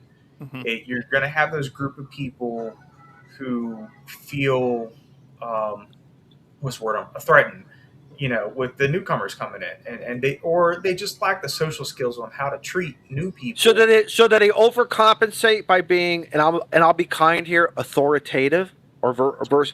Now, because I can say the 4-letter word, but we have a lady here. We have ladies in the chat. But don't be that Delta India Charlie Kilo. Don't do that. Don't do that. The famous phrase of, well, this is how we've done it for the past 20 years. Oh, please don't tell me that. Charleston 6. That's all I'll tell you. Charleston 6. Yeah, but they've always been told that themselves, so they're just passing on the the same slack and, that again. So I'm gonna leave you guys with this because I am also gonna bow out because it's like 12:45 in the morning here. But so yeah, just because. Oh wait, hold on. Andy Colley just texted me. He said you're a lightweight. If you know, you know. If you know, you know. You're a lightweight. But, no, Andy Colley's here at 4:00 in the morning for crying out loud. I know. I'm sorry. No. She is a New Englander by heart. There. No. I should not be doing. See, I just became a hypocrite. You became a lid. I was just. I was yelling at her for something that we all do, but she should know that not to do. You don't bow out now. You're doing exactly what the old timers do in the club. There, you're basically saying you're a YouTuber. You should be able to handle this out till like 4 a.m, no problem. I'm a hypocrite. I'm sorry. This is I'm the a way hypocrite, we've Shannon. always done it on YouTube. Exactly Really, right. Shannon. But I gotta have time to have like my before bed tea and crumpets. Well, you're now into having it for breakfast at this point, but Yeah, exactly. So just because you've done something for like 20 years doesn't mean that you have to keep doing it that way, because there's this old anecdote about like the mom is making the Sunday roast and she like cuts the end off the Sunday roast, and she's like, I don't know, that's because that's the way my grandmother always did it, so that's the way I'm gonna do it. And like, come to find out, like, the reason why the grandmother did that is just because it didn't fit in the pan. But we have bigger pans now, so there was no reason to cut the end off on the roast. But and rules change too, right? Like protocols change, so a lot of times maybe this old guard, they're not keeping up with the way things are now. Like somebody had said, even in some Facebook post or something, I can't remember what it was, but they were saying like, oh, in the UK, can't they only use 400 watts is their limit? And I was like, no, they can use 1,000 watts. But I think that is something that just sort of recently changed. So that's the thing, right? Like, you kind of have to keep up with like the way that things change. And also, like we were talking about, somebody made a comment about there's no statute of limitations on like violating FCC rules. But it's like, okay, so if somebody calls CQ on a repeater, is that an FCC rule? No, it's like sort of one of those gentleman agreements things that like you just don't do. So is like a baby bird gonna die every time somebody calls CQ on the repeater? No, it's not a life and death situation. It's just, somebody did that. They didn't know that that's like not really something that you have to do. You don't have to say CQ. You can just say, M0OHT listening, looking for any It's a stations to courtesy. come back. Yeah, it's like, and so they, when you're correcting somebody, just have common courtesy back. So, someone else had said something about like lead with kindness. So yeah, the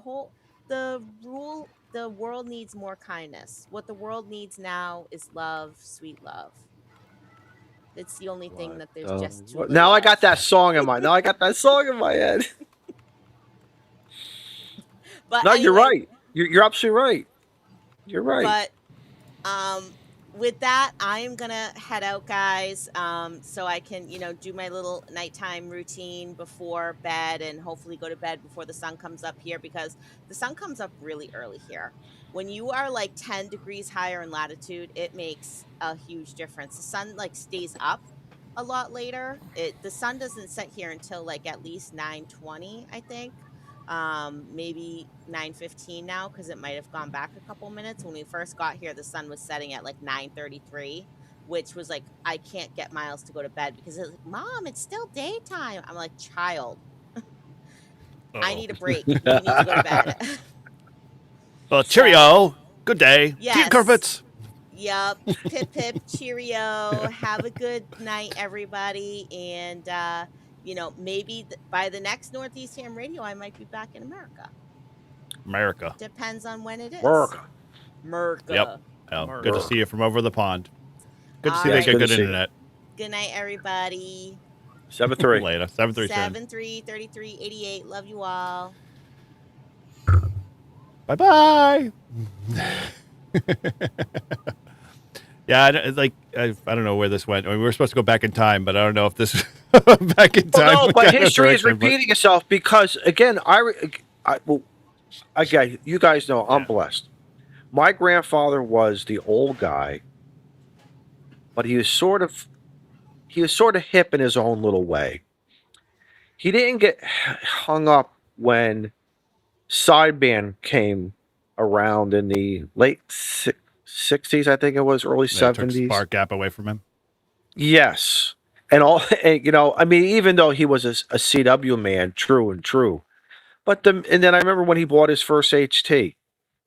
He was cool about it. He didn't use it a lot, but he wasn't defiant about it. He wasn't mean about it. If he was mean to us kids, or me when he was teaching me how to solder PL259s on.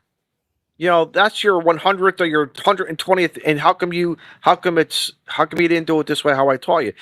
But it was just him, and other groups were just very different. But I remember being around certain people, and I just said, I'm never going to be that way.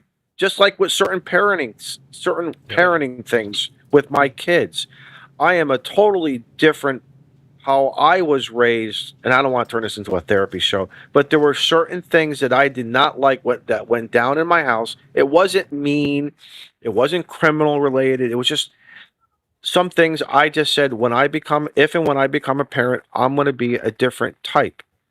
And I always remember that in my head when I have to handle a situation with my kids.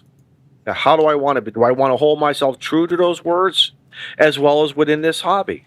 Even within this hobby, it's the same thing. I love talking to new people.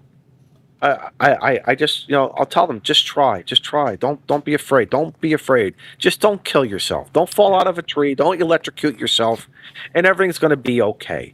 Like with Mike, what Mike did, I'm not going to be the guy who says, "Hey, Mike, you should have known. You should have told your son. You should have told your son. I'm operating N2 MAK. That's my dad, and he's sitting right next to me." Yeah. I'm not going to be that guy to tell him. That's for Mike and his son to have that discussion in their privacy of their own home, and I respect it. And however he's going to handle it, you handle it. If he keeps doing it, that's the issue. If he continues to do when he knows better. Yeah. And- Like somebody pointed out too. Hold on, Mike. ahead. Somebody pointed out. I think it was KE2 LEI pointed out the FCCs are not. They're not laws. They're not laws. But I think we have an obligation and responsibility to adhere to them because that's what allows you to get your license. What you do with it is Got a subject point to on that what you one, want. but Mike, go ahead. I was going to Yeah. say, James, our good buddy James Quirky QRP, had a good comment earlier on. I don't think I started, and I'm not going to go search back for it. But he, to paraphrase, he basically said, like I tell people to focus on memorizing everything to pass the exams and then worry about learning later. And that's kind of like how a lot of people look at this is, getting your license. It's a license to be a lifelong learner in this hobby. And I think a lot of people go into the exams and just worrying about getting passing, and that's good. And I've learned far more, and just by getting on the air, by building antennas, by trying different things. And along the way, I have made a ton of mistakes. Maybe some of them were illegal, maybe some of them weren't, Sure. but at the end of the day, like that's how one of the best, teachers out there is failure and mistakes if you're willing to embrace that. And some people look at that as whether it's a sign of weakness, a sign of incompetence, or whatever. But at the end of the day, like, going out, making mistakes, whether it's because you're just trying to RF around and find out, or you generally make a mistake, you forget to bring your battery, or, you accidentally are operating out of band in your privileges or whatever. Those are all ways to learn, and that's a good thing. I tell you a story. Because we're not perfect. Can I tell you a story? Kind of bring it back to what the show Yeah, is yeah. about. I was blessed of being given a couple various radios. So I got licensed, I told you, in the summer of 1989.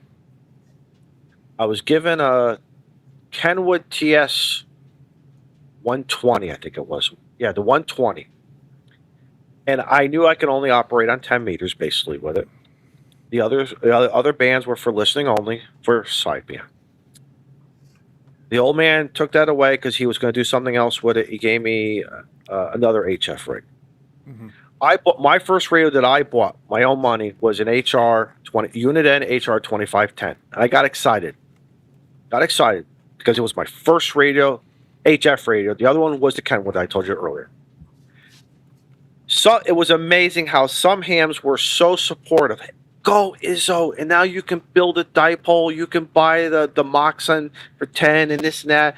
I forget the famous. The company changed its names. I had a Vertical. I had a Cushcraft? Vertical. Cushcraft? No. It was a Vertical for 10 meter. You could use it for 10, 11. It had the tuning rings. If you said the name, I'm having a brain fart being old. Anyway, some hams in my local area were so supportive. They bought one too. They had the Radio Shack model, and other hams were like, "Oh, there you go. They're only going to Antron. use it for." Antron. Yeah, no. Yes, the Antron 99. Yes, it was. Thank Thank you, you. Hillbilly. Okay. Thank you, Hillbilly Hillbilly. Ham the rescue. And that's a great Vertical. That's still a great. It just changed. It just changed its name now. But anyway, Yeah, the A90, the SolarCon A99. Yeah. SolarCon, correct. Yeah. But it was I distinctly remember some hams were so supportive. Hey, when you get your Antron 99, add the ground plane kit. Try this. Play with the rings. This and that. What time of the day? I remember I was on third shift. Run home. You can work. DX in the morning, in the afternoon. Go to sleep for a couple hours. Whatever you got to do. Get up in the late afternoon. And you can work. The southern part of the United States. You can work into the Caribbean. And they were very, very helpful and mentoring and loving way. Others were just so that Debbie Downer of, oh my God, they're going to lose. It's going to be there. He's replacing his Cobra 29 now with it. You know what I mean? It was just that, but they were serious about it. It wasn't that gut punching, have fun kind of stuff.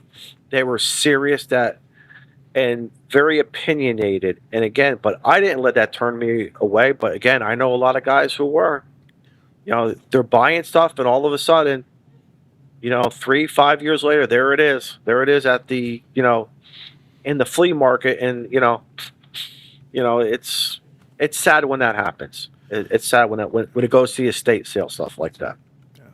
It's funny you're talking about the A99 because I was just at a Hamfest like a week or two ago, and somebody was selling.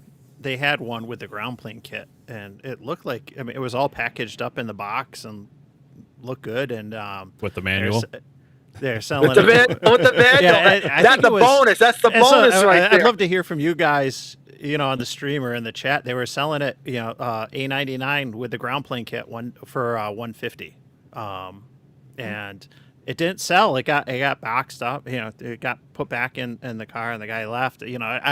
I went out and saw. I was like, ooh, that actually might be a good deal with the ground plane kit. And I'm thinking like, ooh, I got some CB radios now. I got some 10-meter radios. Like this could be fun. And ham sticks were like that for me, and that when I first started in the hobby, and they were the only price point you could afford, kind of getting in with a low budget. And then that's right. When I got back in, I was like, I had them, and I'm like, I remember how much of a pain in the ass they were, like just to get them to tune and deal with the ground planes. And I quickly just moved them out of my life as fast as I could. Did you guys have the stigma of the G5 RV in my area? No, I had a lot of hams who had okay, one. so Louis Varney, G5 RV developed this dipole antenna. You could use it with ladder line. You could use it with 300 ohm. There was variations of it. It was always being marketed as a great antenna. Well, it was an incredible antenna for 20 meters for what it was, but you can use it on the other bands. Yeah. But some hams, like I said, were, oh, wait a minute, stop everything, stop the presses. He has his extra now, right? Cute kids and dogs will always take over the stream. We know that. So when all the lids want to get upset, remember, this is the future generation of amateur radio. Oh, you gotta stick it hard to them. Yeah. See, so you're pulling the wife card. You're just like bringing babies into club meetings now. Yeah, trying to get some sticks out. Yeah, no, I'm trying to remember what I was using for antennas. I mean, I had the old. Eric, real quickly, the G5 RV, it was the same thing as that whole Uniden group or whatever. That's not a great antenna. Why? It's getting me on the air. I had just gotten my General, like mid 90s, or like 97, whatever it was. I got my General, and it was the only antenna I had besides a 20-meter stick that I got at a flea market, and that was working because I just swapped off the CB mount. The CB antenna, threw it on there, the 3824, and you're making. But again, why they were being so, like, if you want to be part of this group, you have to use this group of antennas and nothing else. And what have we learned? What have we learned? We still do it though now. I mean, we do it tongue in cheek. I mean, we keep the speaker wire antenna works just as well sometimes. True, but okay. So here's an example. We all love Matt's antennas. We all know them, and we know Matt well. And so, like, why don't we? Like, I mean, I remember coming in and it was like, what was the PAC-10 was the thing to get, and it was obsolete or unobtainium. And so Matt showed up on the scene. We're like, oh, we're gonna make Matt the next king, kind of to take over our lives. And I promote Matt's antenna because I know it works. I've had hands on it. I probably should try a PAC-10 someday if I can, figure out when and to get one. But it's like that same thing. Like, I remember hams growing up when I was in my teenage years, and I was like, I could barely have a pot to piss in, had a part-time paper route, kind of like work at the convenience store. Yeah. I couldn't afford the half of the radios that I wanted to get my hands on.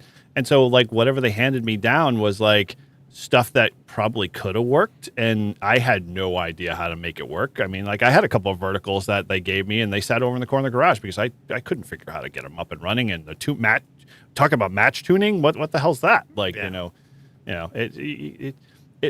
think the big thing, and I was lucky, and I don't know about how you're at. It sounded like you had similar scenario. I had a couple of Elmers that were Elmers because I had relationships in Boy Scouts, going through Boy Scouts, stuff like that. And they had done radio. They were already hams. And so when we went out to do stuff out in the wilderness, having the radios were awesome and a way to back, communication and all that other stuff that they just kind of led me more towards, getting into the hobby. And then when I got in the hobby, they stuck with me. They were the people that stepped in the gap when the lids decided to open up and, put double barrels on me because they knew like, what we know now and we hear all the time is like, the younger generations, the up and coming generation, the only thing we're not doing is being those Elmers stepping in the middle of the gap sometimes and saying, guys, let's change the tone here. Let's change the mindset. Let's be all on the same team instead of Team ICOM and Team Yaesu, kind of thing. I don't know. That's kind of my take on it. No, you're right. And I still think to this day, Matt, between Rabbit and Mike, maybe they're seeing it. That what you and I have already experienced, there is always going to be 1 to 5 guys who are going to be complete dicks. Yeah. And that's just who they are. I think when they go home, they probably kick the dog. They probably don't tip appropriately. They probably don't give the trash man a tip every Christmas time or whatever. Again, I don't think there's any kindness in their cold hearts. And listen, you want to be that way, that's fine, man. I salute. You have a good day. I don't even want you in my logbook. I don't care because I'm not doing this. My contacts are not retrieving me $10 a contact. I'm doing it for fun. Period. Fun. I think to answer Mike's question really quick, what did I go back and tell myself when I was younger? I would get more of my friend. I would get over the unpopularness of ham radio at teenage years and get more of my friends involved. Like I had we had 4 people like totally that were mostly Boy Scouts that I had relationships with that were also in the high school. And that's what formed our ham radio club. But there was 4 people in our ham radio club total.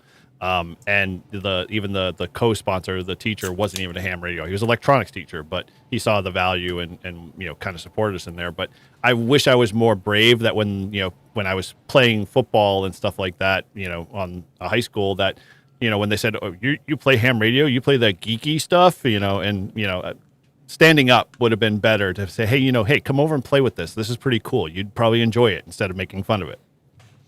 Good point. Yeah.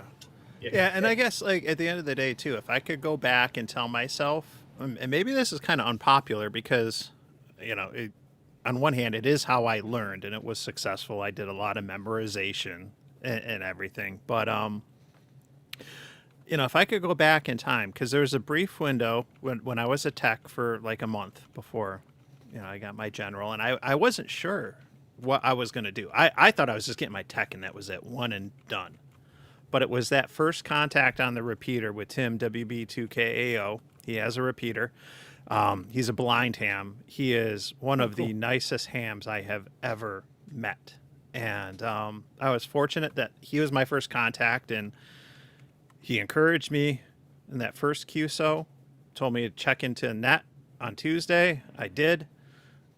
He wasn't dogging me like, oh, you gotta level up. He was like, I hope that while you're still have this fresh in your mind, you consider going on. Yeah.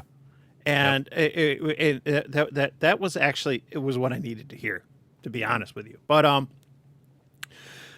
I did a lot of memorization, and I kind of didn't know where I wanted to go with things. If I could go back, I'd point out to myself like a lot of the things that I'm enjoying in the hobby now, and that I've done just in this last month alone, are all things that techs can do. Okay, a month ago went out in the June VHF contest. Techs have privileges on all the VHF UHF bands. If you want to go run, a gallon and a half on 2 meters, you can run a gallon and a half on 2 meters on 23 centimeters, whatever. Yes, you can. You can do that as a tech. you can get busy on the microwave bands as a tech, and there's a lot of extras that have not gone above, 440. Like they just ain't, right. And it's fun, and it's a good learning experience because you're operating in the extremes where you're dealing with the reality of feed line loss, but you also have the opportunities of gain. It can teach you a lot about everything from coax to antennas. As And- long as you have somebody that can Yeah. walk you through that, because if you don't, Yep. my gosh, that would be a nightmare. Yeah. And I mentioned earlier, like I was playing today, like I brought the Radio Shack radio out. I was on 10 meters. Or at least it said I was on 10 meters. Who knows where I was with the drift. But I was supposed to be on 10 meters. And that was fun, right? 2-meter simplex net did that. A lot of fun on 2-meter simplex, and that this is stuff that I've been doing regularly. These are all things that I can do, and I could have been having fun, and I would have encouraged myself because I was more like that hermit. I was just like focused on studying, and I'll operate later, not realizing like I could have been having fun and learning. And the last thing I'll just mention that I did too, like I set up a APRS digipeater. So I have an APRS digipeater iGate going now. That's something a tech could do, right? And there's clearly some extras out there that wouldn't have a clue without the interwebs on how to figure out and set one of these things up. But like, Hey, help me out for a minute. yeah, If you're a tech meter, if you're a tech, me. what the heck did that come from? Tech. Obviously, 10 meters. You have phone, but you also have your digital sideband portion. As you go lower, 15. Is it 15 and 40? What? I'd have I know to pull that up I know my- that you can do some CW on 40. I feel like 20 without looking. 20 you 20 can't. is a like no-no. 20 is like Yeah. a no-go. That was like for encouragement to like level up. But I think my you can do point- some CW on 40, and Okay, I'm not sure about which is others. also FT8, correct? no, so, you can do Technician can't do it. CW. Like it's Not FT8. Yeah, you can do so you CW cannot do as a FT8, tech okay. on 40. Yeah. Okay. My mistake, because I was going to Yeah. promote if you could do again for those techs Yeah. who don't want. But again, we all know the encouragement of getting that HF privilege, because Yeah. it changes your whole viewpoint, your learning, your fun, in so many opportunities. But Mike, you are 100% right. If you go the opposite way, you're already there. You have it. It's You just can do a lot. you could do a lot. Pick your poison. Yeah, I think it might have been interesting, for me as a tech that month, and I got my tech in November at the end of November. That's 10 meters is open in the winter season versus the summer. I was making contacts today, but certain bands are open certain times a year, a lot more consistently, and geez, if I had gotten, a radio for 10 meters and made a dipole for 10 meters and, got that thing up, like I might have had fun. I might have learned a little bit more. It might have helped me in that process. At the end of the day, I have no regrets or anything, but if I could go back, I would tell my past self, like, hey, a lot of the privileges you just earned, you're having fun with 5 years from now. And you can be Yes, doing this I now. agree. I agree. Yes. There's no need to wait. Like, grab Here's the that- thing I would throw grab with the that mic technician and get piece. busy. Is like we forget we've got software on computers these days that can do a lot of the macros for CW.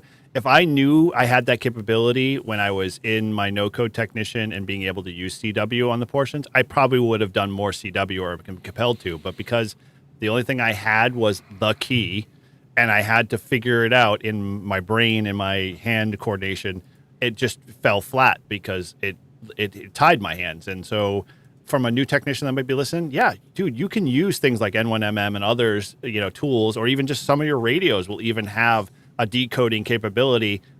You can go play on 40 as long as you're in the CW portion and learn, to kind of fumble around with translating, CW and and then give him maybe you can first convince yourself to go do CW on your hand. I don't know, but See, my something- thing would have been listen. I think at our young ages, we all have those different attractions.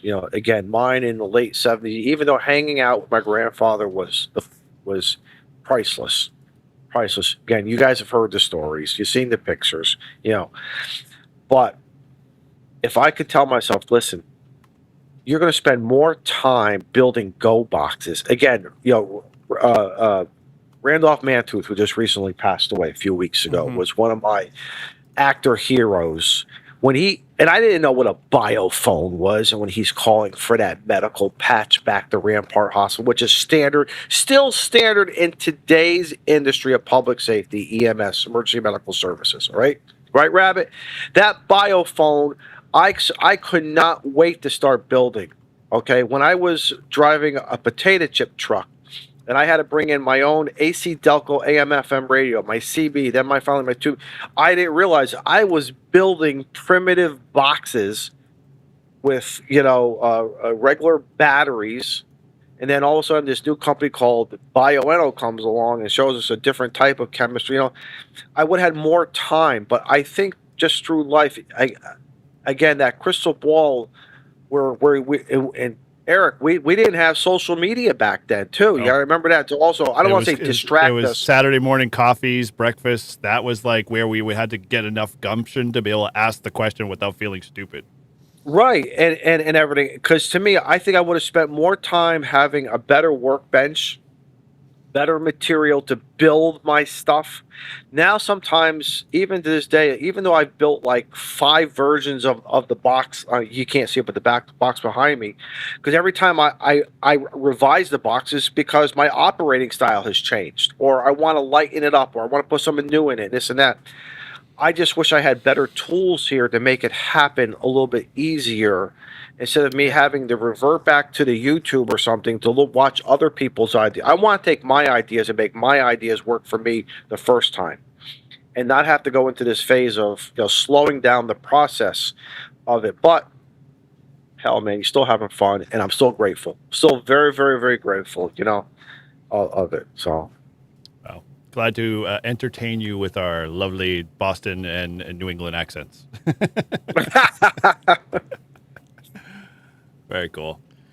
So, yeah, I mean, it's there's a lot I wish I had, but I think it was also a lot simpler for me back in those days. Like, I had very much, like smaller goals. Like, I wanted a radio. I needed it in my car once I got my license, kind of thing. But I never really, had any grandiose plans. Like HF for me was they always threw the younger guys on the field day routine for the late hour shift. So it'd be me and 3 other guys drinking whatever, drinking Jolt and eating really bad food for 8 hours in the late shift, playing ham radio and making contacts. I mean, that was just the simple life. And then I hoped one day I would get an HF rig, but didn't happen. But the best thing was. But we could take our experiences, like for instance, the first time I installed a stereo in one of my first cars, I didn't know what I was doing. Luckily, I had a great guy showing me the right way of going through the firewall. This day, I could still do it conceptually. I don't care whether it's a 2026 or a 1978. It's the same thing. You got to be careful going through the firewall. Just a little smarter. Yes, you're not cutting electrical harnesses and rewiring and patching your own thing. Right, splicing and dicing. Yeah. Wondering where you get the RF. I think I was a little spoiled when I became a technician, and Mike, you might be able to relate to this. When I became a technician, it was in 2022. So I had the plethora of the internet at my disposal of figuring things out. But I will say that I was very blessed and got a 991A soon thereafter. It was 2 years after I got my technician. And 10 meters was hot at the time. And it was making those few little contacts within the technician portion of the band that I was like, all right, I got to lock in. I got to get the rest of this because it's not going to last forever. And it was Easter Island that sealed the deal for me. Oh, hell yeah. Easter Island. Excellent. And it was trying to figure out how to do a split transmission on the fly and I got Five it. I got up, it five to the up. logbook, and I was hooked. I was like, I have to get my general. Yeah. So, But Rabbit, that's awesome. And you know something? And I think for myself, I would have to stop and think, wait a minute, how do I do this? It's not something that you do all the time. But you know there are some guys out there who have done it, who still screw up, and because you hear them on the other frequency saying you're supposed to be 5 up. You know, you're call I did it for like an hour or two, and I was like, why? What? Who's yelling at who? I'm like, 5 up. What does that mean? what does that mean? That's the first thing. What does that mean, right? Yeah. So I I got bored that's of awesome. it, and I shipped it up, and I ended up hearing everybody calling in. Only by That mistake. one-way transmission, right? That one, right? You know you're doing it right when you can hear that one-way transmission. Yeah, Yeah. you raise an interesting thing, which I've thought about, and I was thinking about it earlier too when Shannon was talking. But it kind of comes down to privileges, and then the radios that are out there, and everything else, and you know, you get your technician, and so yeah, you got 10 meters, right? I think like in the 991 is great because there's a ham locally who had his tech for the first, you know, for a couple years before he upgraded to general. I don't know if he went to extra, but he had the 991A, and I used to when I hear him talking on nets about all this stuff like he's doing on 6 meters and 10 meters, you know. Meanwhile, you know, I went from tech to general to extra like month to month to month, you know, and I was just like, dang, like this guy's doing everything that he can as a tech. Like he is just killing it on 6 and 10 and everything. He had a 991A. Like if you gave like a 991A, I think to like technicians, like that's awesome. And it's unfortunate that we don't have more of these like all band, all mode radios that will do things like that, because if you're a tech and you're a little bit like price adverse, cost adverse, getting into the hobby for the first time, you know, you're spending, you know, it could be $20, it could be $150 on your first HT. And then, you know, there are these export radios out there. There are radios out there that'll do, you know, 10, 11, 12 or something. But do you want to spend, you know, $200 on something like that? Or if you're going to be limited versus, you know, buying an HF radio, you know, something like the 991A, but then now you're talking about spending, you know, $1,000, and you can't use all of it, and it can be like a little discouraging and stuff. And at the end of the day, like I want new operators to be able to use their privileges, use what you can, and there's just not that selection out there that easily allows for that. It's unfortunate. And the other thing too is the radio has to be easily understandable too. And I know Yaesu catches a lot of flack with their menu system, but with the 991A, it for me anyways was very easily understand. It was simply laid out, and being a technician and transition to a general, and then being able to have those access to everything, it was a fantastic radio. I don't understand the pain of buying it for $1,000 because I got it from a good friend of mine, but it is setup wise a perfect radio, full 100 watts of full mode, full band, everything else. It was a fantastic radio to start out with, and I do miss it, but I had to give it to somebody else who was a technician who just transitioned to a general, and I wanted to pass it on because it was just collecting dust for me at that point. Do you guys feel that maybe, because I remember my grandfather said, we're going to start you off slow. Maybe that's why I got that TS-120.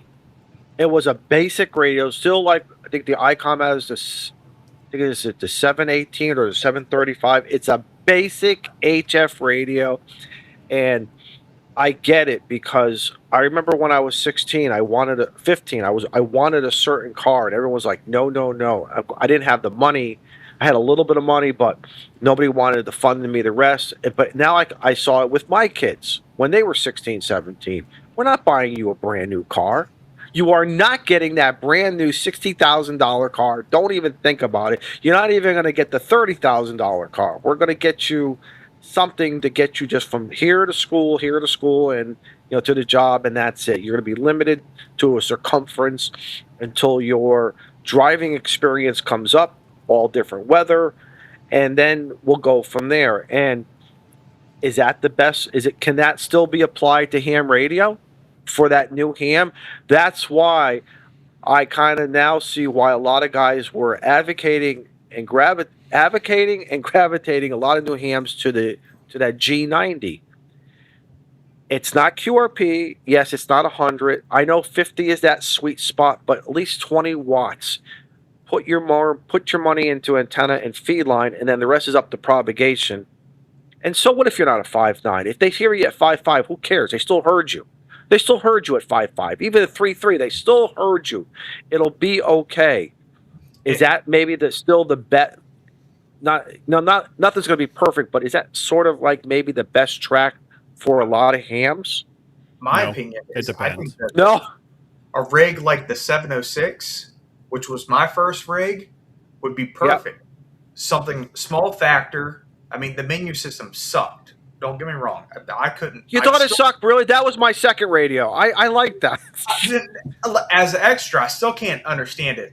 And I got rid of it a couple years ago, but I could not understand it to save my life. But it had everything I needed right there in a small form factor of 891. And if I wanted to go do this or that or whatever, or just work a net locally, it had it all right there for me. Yeah, I will 706 defend. I think the 706 is a good radio, but when I made the leap back into the hobby, I bought a VHF UHF separate rig just to get on radio.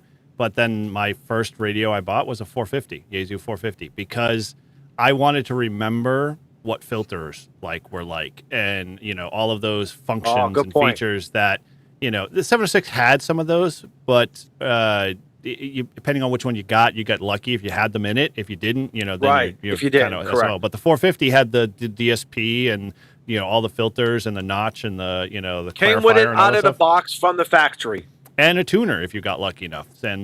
And so that was my first one, and I loved that one. But when I had a new ham come to me going, well, what should I buy? I'm told I should buy a 705 or the 76, blah, blah, blah. I'm like, dude, here, I'll put this in front of you. You go play with this for a little while. And he ended up buying it from me because he loved it so much. And he got he understood, oh, when I move the frequency counter, I just see the frequency. I'm not looking at a waterfall. I'm not getting confused with all of this other crazy stuff. And it really drove home all the stuff because when he walked away with it, he was like, dude, I understand when they were talking about filtering and, the 3 kilohertz band pass filter because it all made sense when I sat in front of the radio and did it. And so, yeah, that for me was more important than, if I got one of the later cutting edge kind of radios. Now I love them because it's just convenient, but I that's one of the few Yaesus I would buy. Yeah, I mean, Waltz like loves that. them. Which one? If Which one? The 450? 450. If it had a sound card, I would own one. Yep. My club has one, and so they have it out at events from time to time, and it's something about the aesthetic, the look. It's just I like, simple. and I like that it's not menu driven. You have a lot of the buttons, the knobs, all in front of you. I think that's actually a good thing for new hams. Good point. That's a good point. And stuff, because you see it all there in front of you. You don't have to go in and know in advance what you're looking for. What you're looking for, it's on there. It's in front of you somewhere. You turn the dial this way, it does thing. You turn the dial the other way, it does this thing. Yeah, it's either this button, this one, or this one, or this one, or this one, or this one, or this one, or this and one, if or this one. but if it's lit up, then you hit it. Right? And when you get lost, VFO. Yeah, VFO. I was out with a new radio to me today, actually a CB radio. I was on 11 meters today. I did all the tech things today. I was on 10 meters, 11 meters, 2 meters, and it's what is it, a Radioddity CB 5000, and that's got a huge menu. I didn't even dive into it. That's a whole other thing. You need to, but it's. I think for the newer hams, having that stuff in front of you is just, it's actually helpful. You don't have to kind of get into those menus. If the 450, and I love the look of that. If it had a sound card, like I said, I would probably own one already because but like, you it get a just looks Signal great. Link. You can buy a Signal Link for $40 and you're good to go. Oh, but then I know it's more cables, but then you realize the understanding when we as I know. older hams go, oh, I can reduce one cable with my DigiRig now. I'm so Yeah. much happier. Please. yeah, but no, like it's a great radio.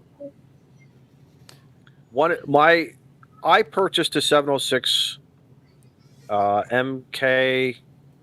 Was it the MG? The one that had the Mark II. VHF. Mark UH. II-G. Mark Mark II. II-G. The Mark II-G. Yeah, Mark II Because better. at the time, this is before the all the local TV stations went digital. You could listen to their audio.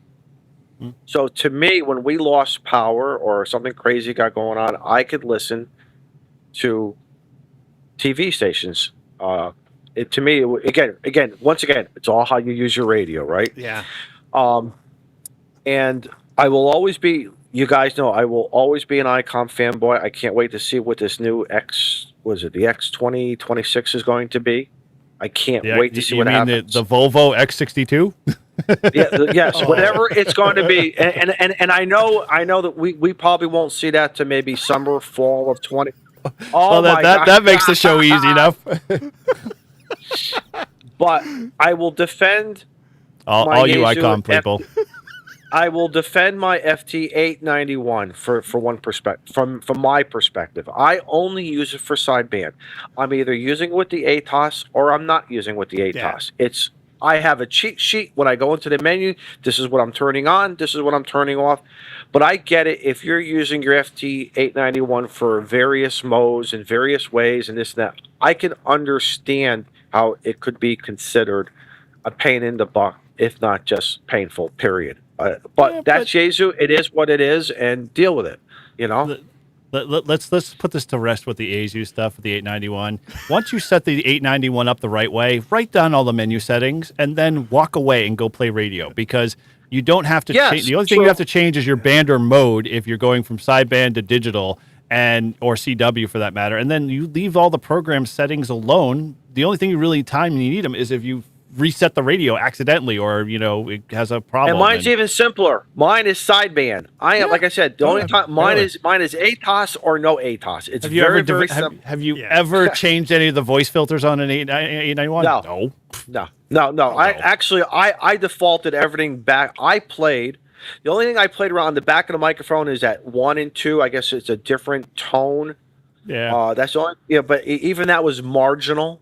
Well, you're absolutely right, though, Eric. It's really, but I respect the hams who want to get into these radios and learn them and fool around. I respect you, but you are right. There is always that default button or that default setting, and you can start all over again, and it'll be okay. It'll be okay. What Rabbit said regarding, was it Sticker Shock? I think you said, Rabbit, regarding $1,000. I think that's just what it is. I was watching Jason 2.0 last night, one of his videos that he released this week regarding Radio Oddity is a distributor for that.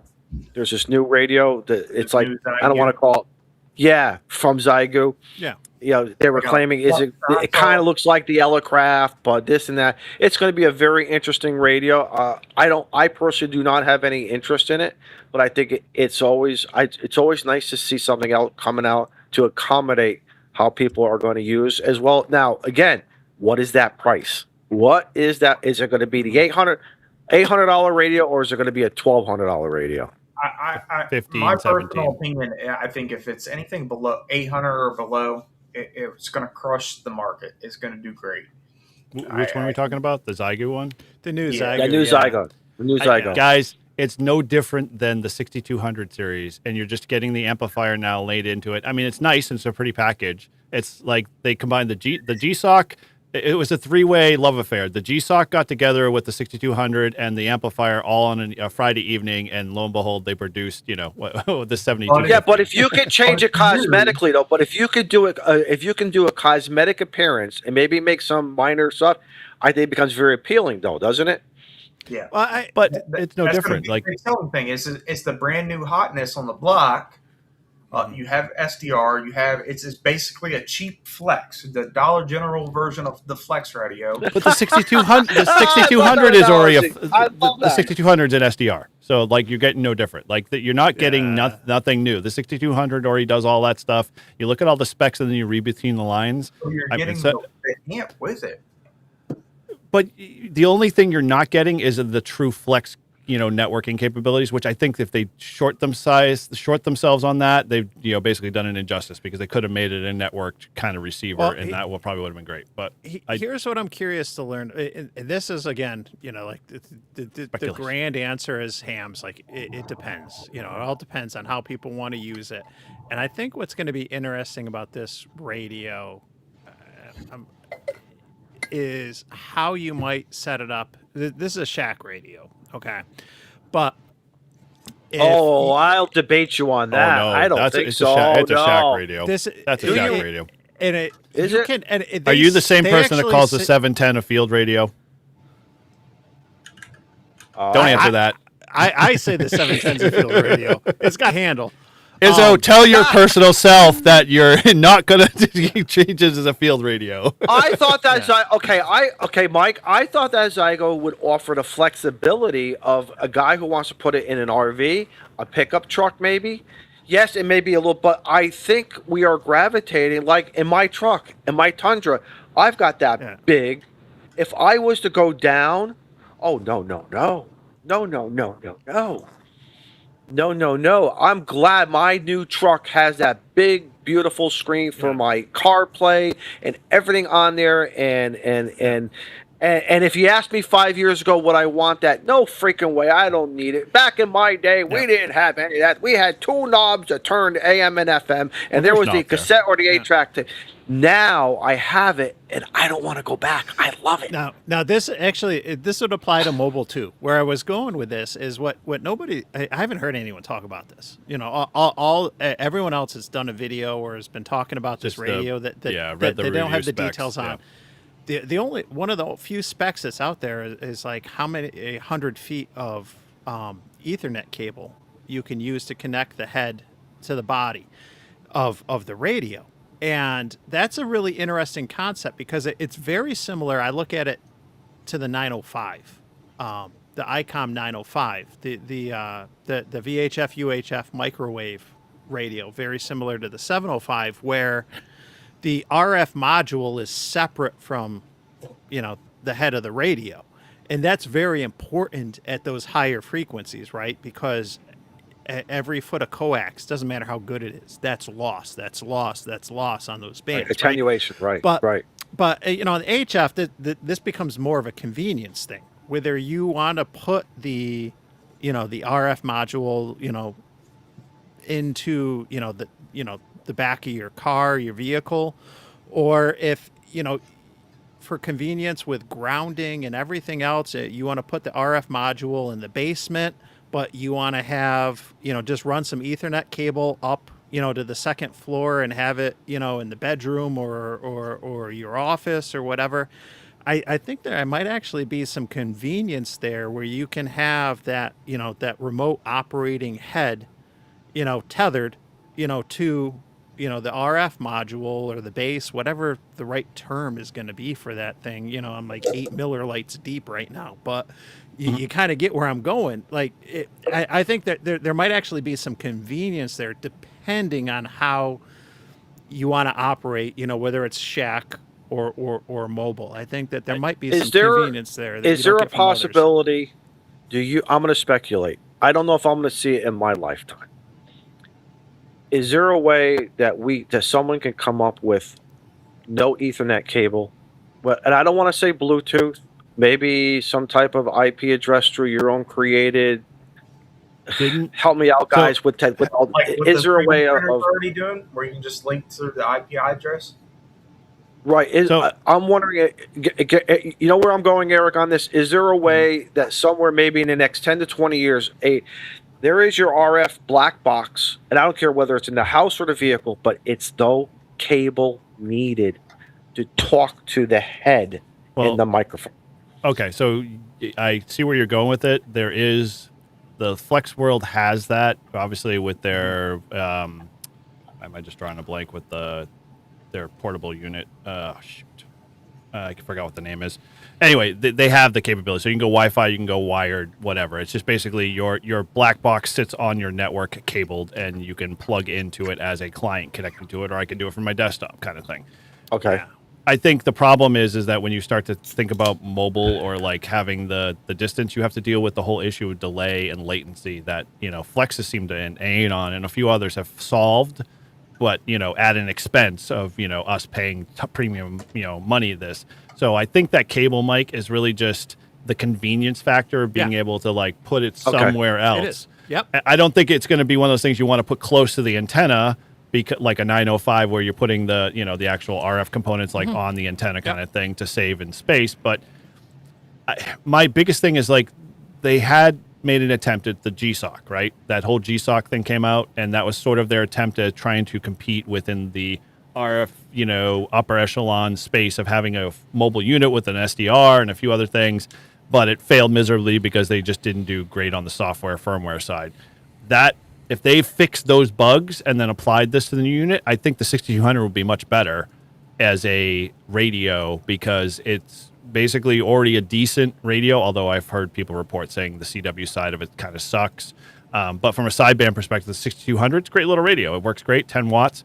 Having now something that's 100 watts, now you bump the bar up a little bit better. And if you can keep it under $800, then I think you get a lot more of the, the hams that couldn't afford the $15 or $1,000, dollar radio plus market. Yeah. They'll nab a lot of people. Hey, boys, I'm going to jump Good off job. real quick. Yeah, 73 guys. Glad to Good seeing you, Rabbit. hang out with y'all. Thanks, Rabbit. Bye, Rabbit. Be I safe. want to put a little bow on this myself because I should be scooting too. I've got to go do some maintenance stuff for servers. It's my Saturday. Hey, Eric, evening. I must tell you, Eric, you look very distinguished. Very, Well, I very. appreciate the feedback and thank you, but it's still not going to change. My wife barely talks to me now. She tells me I'm a Oh, stranger. that's not true. Yeah. Well, yeah.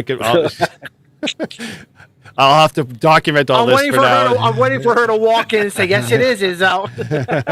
She will. Bob Kopp already, constantly says, you should keep it, even if your wife says whatever. And I'm like, nope. Partner You for do life. you. You do Exactly. you. So, but I don't know. Yeah, we'll see where it goes. In essence, after I have the teacher on to, basically pay it forward and do a whole bunch of things on a live stream with him and whatnot, then, we might take a razor to it. But you guys might actually get this, I know a nice barber down the street that does good shaves. And so Have him come into the shack. Have him come into the shack. No, dude, I'll go right to them. I'm going to sip bourbon. They have the, the bourbon and whiskey locker and, the whole 9 yards. So I'm going to make it all like, something that I want to enjoy. I don't want to do this in front of like my cameras. I'll record it, but all good there. So yeah, I think the biggest thing out of that I could take away from all of this is and Mike from the going back in technician time is be an Elmer. Like, don't worry, sweat the whether or not everything. Just be an Elmer to somebody in the hobby, and it will go a long way. Like I have done that to many people, and they're still sticking around, even though we have lids in our club that constantly tell them the way it used to be kind of thing. And, they come to me and go, should I trust whatever so-and-so? I'm like, yeah, don't worry about it. They're just cranky. Just move along. You'll keep doing what you're doing. You're having fun. That's all that really matters. Let that sink in. I agree.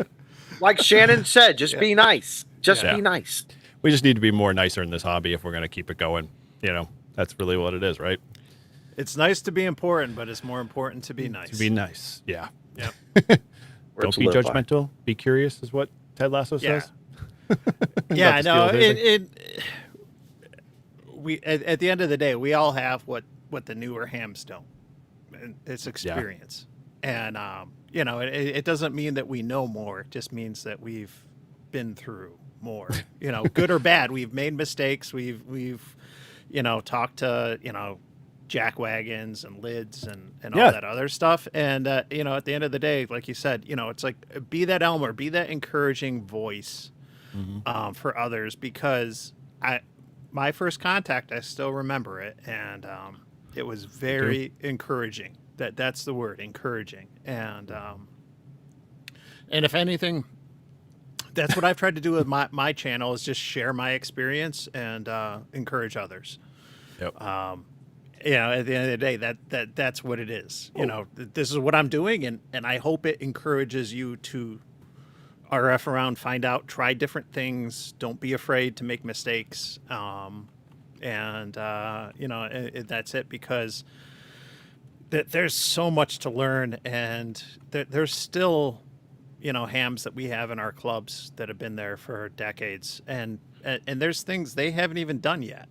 You know, Yep. and I'm not just talking about Which is FT8 so or whatever, phenomenal. but this is, you know, one of those hobbies where there's so much, there's something for everybody, and you know, just because somebody's doing something that you haven't done or you don't like doesn't mean that it's wrong. It's just that's how they're having fun.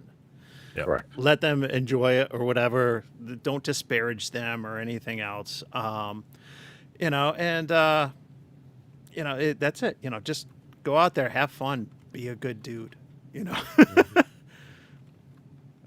that's it. I'm done. I don't know what Me else too. to say. Yeah, it's all good, man. Well, it's good to have you guys, you know, be arm in arm, Yeah. because I think, you know, people obviously turn to us in some form or fashion, and, you know, it's the same thing. Guys, go around, be the same, you know, be encouragements. Don't be jackwagons. Yep. Yeah, and there's one of the ones right there, Kevin. I was just thinking the Is there same thing okay? too. Yeah, he's Yeah. sandbagging in there. He's probably You been can't do it. You can't. You He's can't been there have all fun 3 on- hours, but he hasn't said a thing till now. But You No. can't have Kevin's one of fun on those- a half a watt. Yeah. You can't have fun on a half a watt or Yeah. 1 watt. Or the only way you Yeah. could do it is on CW. No, we have worked Kevin in Iowa and Steve in North Carolina on a Yeah. watt, on a half a watt, and I still jump up and down when I make that contact on 20-meter sideband with them. Yeah. I still jump around, and I love it. You know, everyone thinks I'm nuts. I'm getting ready to do cartwheels and jumping jacks when I do it, and I don't care. I don't care. I will always Yeah. do it. We're going to rebrand him. We're going to call him the Happy Gilmore of ham radio, yes, just to give it back to him. yep. Well, everybody have fun. Everyone have fun. I'm gonna be out in the parks tomorrow. One park, maybe two, probably just one. But I'm gonna try to be in my first park by 11, and then carry it over into the afternoon. That's the game plan, because I did all my chores today. I did everything I had to do today. Good. Here in the Northeast, it's gonna be a beautiful day tomorrow. So Bands are looking better too. So yeah. sweet. Mike, where are you going to be at? What's going on? I don't know. There's so much going on. It's just like one day at a time, right? But I might be out. I might be out tomorrow. If I'm not out tomorrow, I'm gonna make antennas, because like one of the things, and this was a question on the newbie net this week. Like if they asked, they're like, if you had one Saturday free, what would you do? And I said probably one of the most technician things ever. I was like, I'm gonna make dipoles. I got like 3 different dipole kits like that I want to make. You know, the only thing is I'm doing what every extra would do, is I'm overthinking it. Like what bands, how many links, and all this other stuff, right? You know, but at the end of the day, yeah. So maybe I'll be out at the park tomorrow. I was looking at the calendar. My son's got soccer evaluations for the next season. So I might be there. I might just be out, you know, playing POTA, or I might be wrapping toroids. I don't know. Wow. We'll kind of see. Nothing wrong with that. I made one video and I did 2 shorts, and I did a net today. Like you know, as far as like I could sit out ham radio the next few days and still feel accomplished after after today. But yeah, we'll see. Sweet. We shall see. If anything, I'll try to be on the QRP SSB net. Looking forward to it. Well, Yep. yeah, with me, you check out the Beard log. I have to say, if you want to find out more of my inner, deeper thoughts of why I don't like said, Beard, check that out. And yeah, like Mike said, I've got a couple of videos coming through the pipeline, so check those out. And actually, Patreon side, we're doing our custom build now. So if you're a Patreon listener, you could get in on winning a we'll say a full complete satellite build. I'm taking the best of the bests of everything in the satellite FM world and putting it into a complete kit, and we're going to test the crap out of it, make it work, and then one lucky winner will end up getting it. So Cool. Should be fun. But with that, I don't know, shall we kick the intro again? That was a cool intro. I like that. You want to run the intro? Yeah. No, yeah, no, for those no. that and, missed it. Yeah, and I want one of those JPEGs. I want that JPEG of me. I'll post them up on Discord. You can take a look at them up there. You do that. You do that, and I'll call the your that Ham Shack hotline. What do you call that thing? The Ham Shack That hotline. telephone number? No. Oh, you're talking about Live Free and Ham? Yeah. Live Free and Ham. Yeah, I'll give you guys a phone That's call. still around, guys. Izzo, the next time you call, you need to do that with an auto patch on 220. If you can find one. If you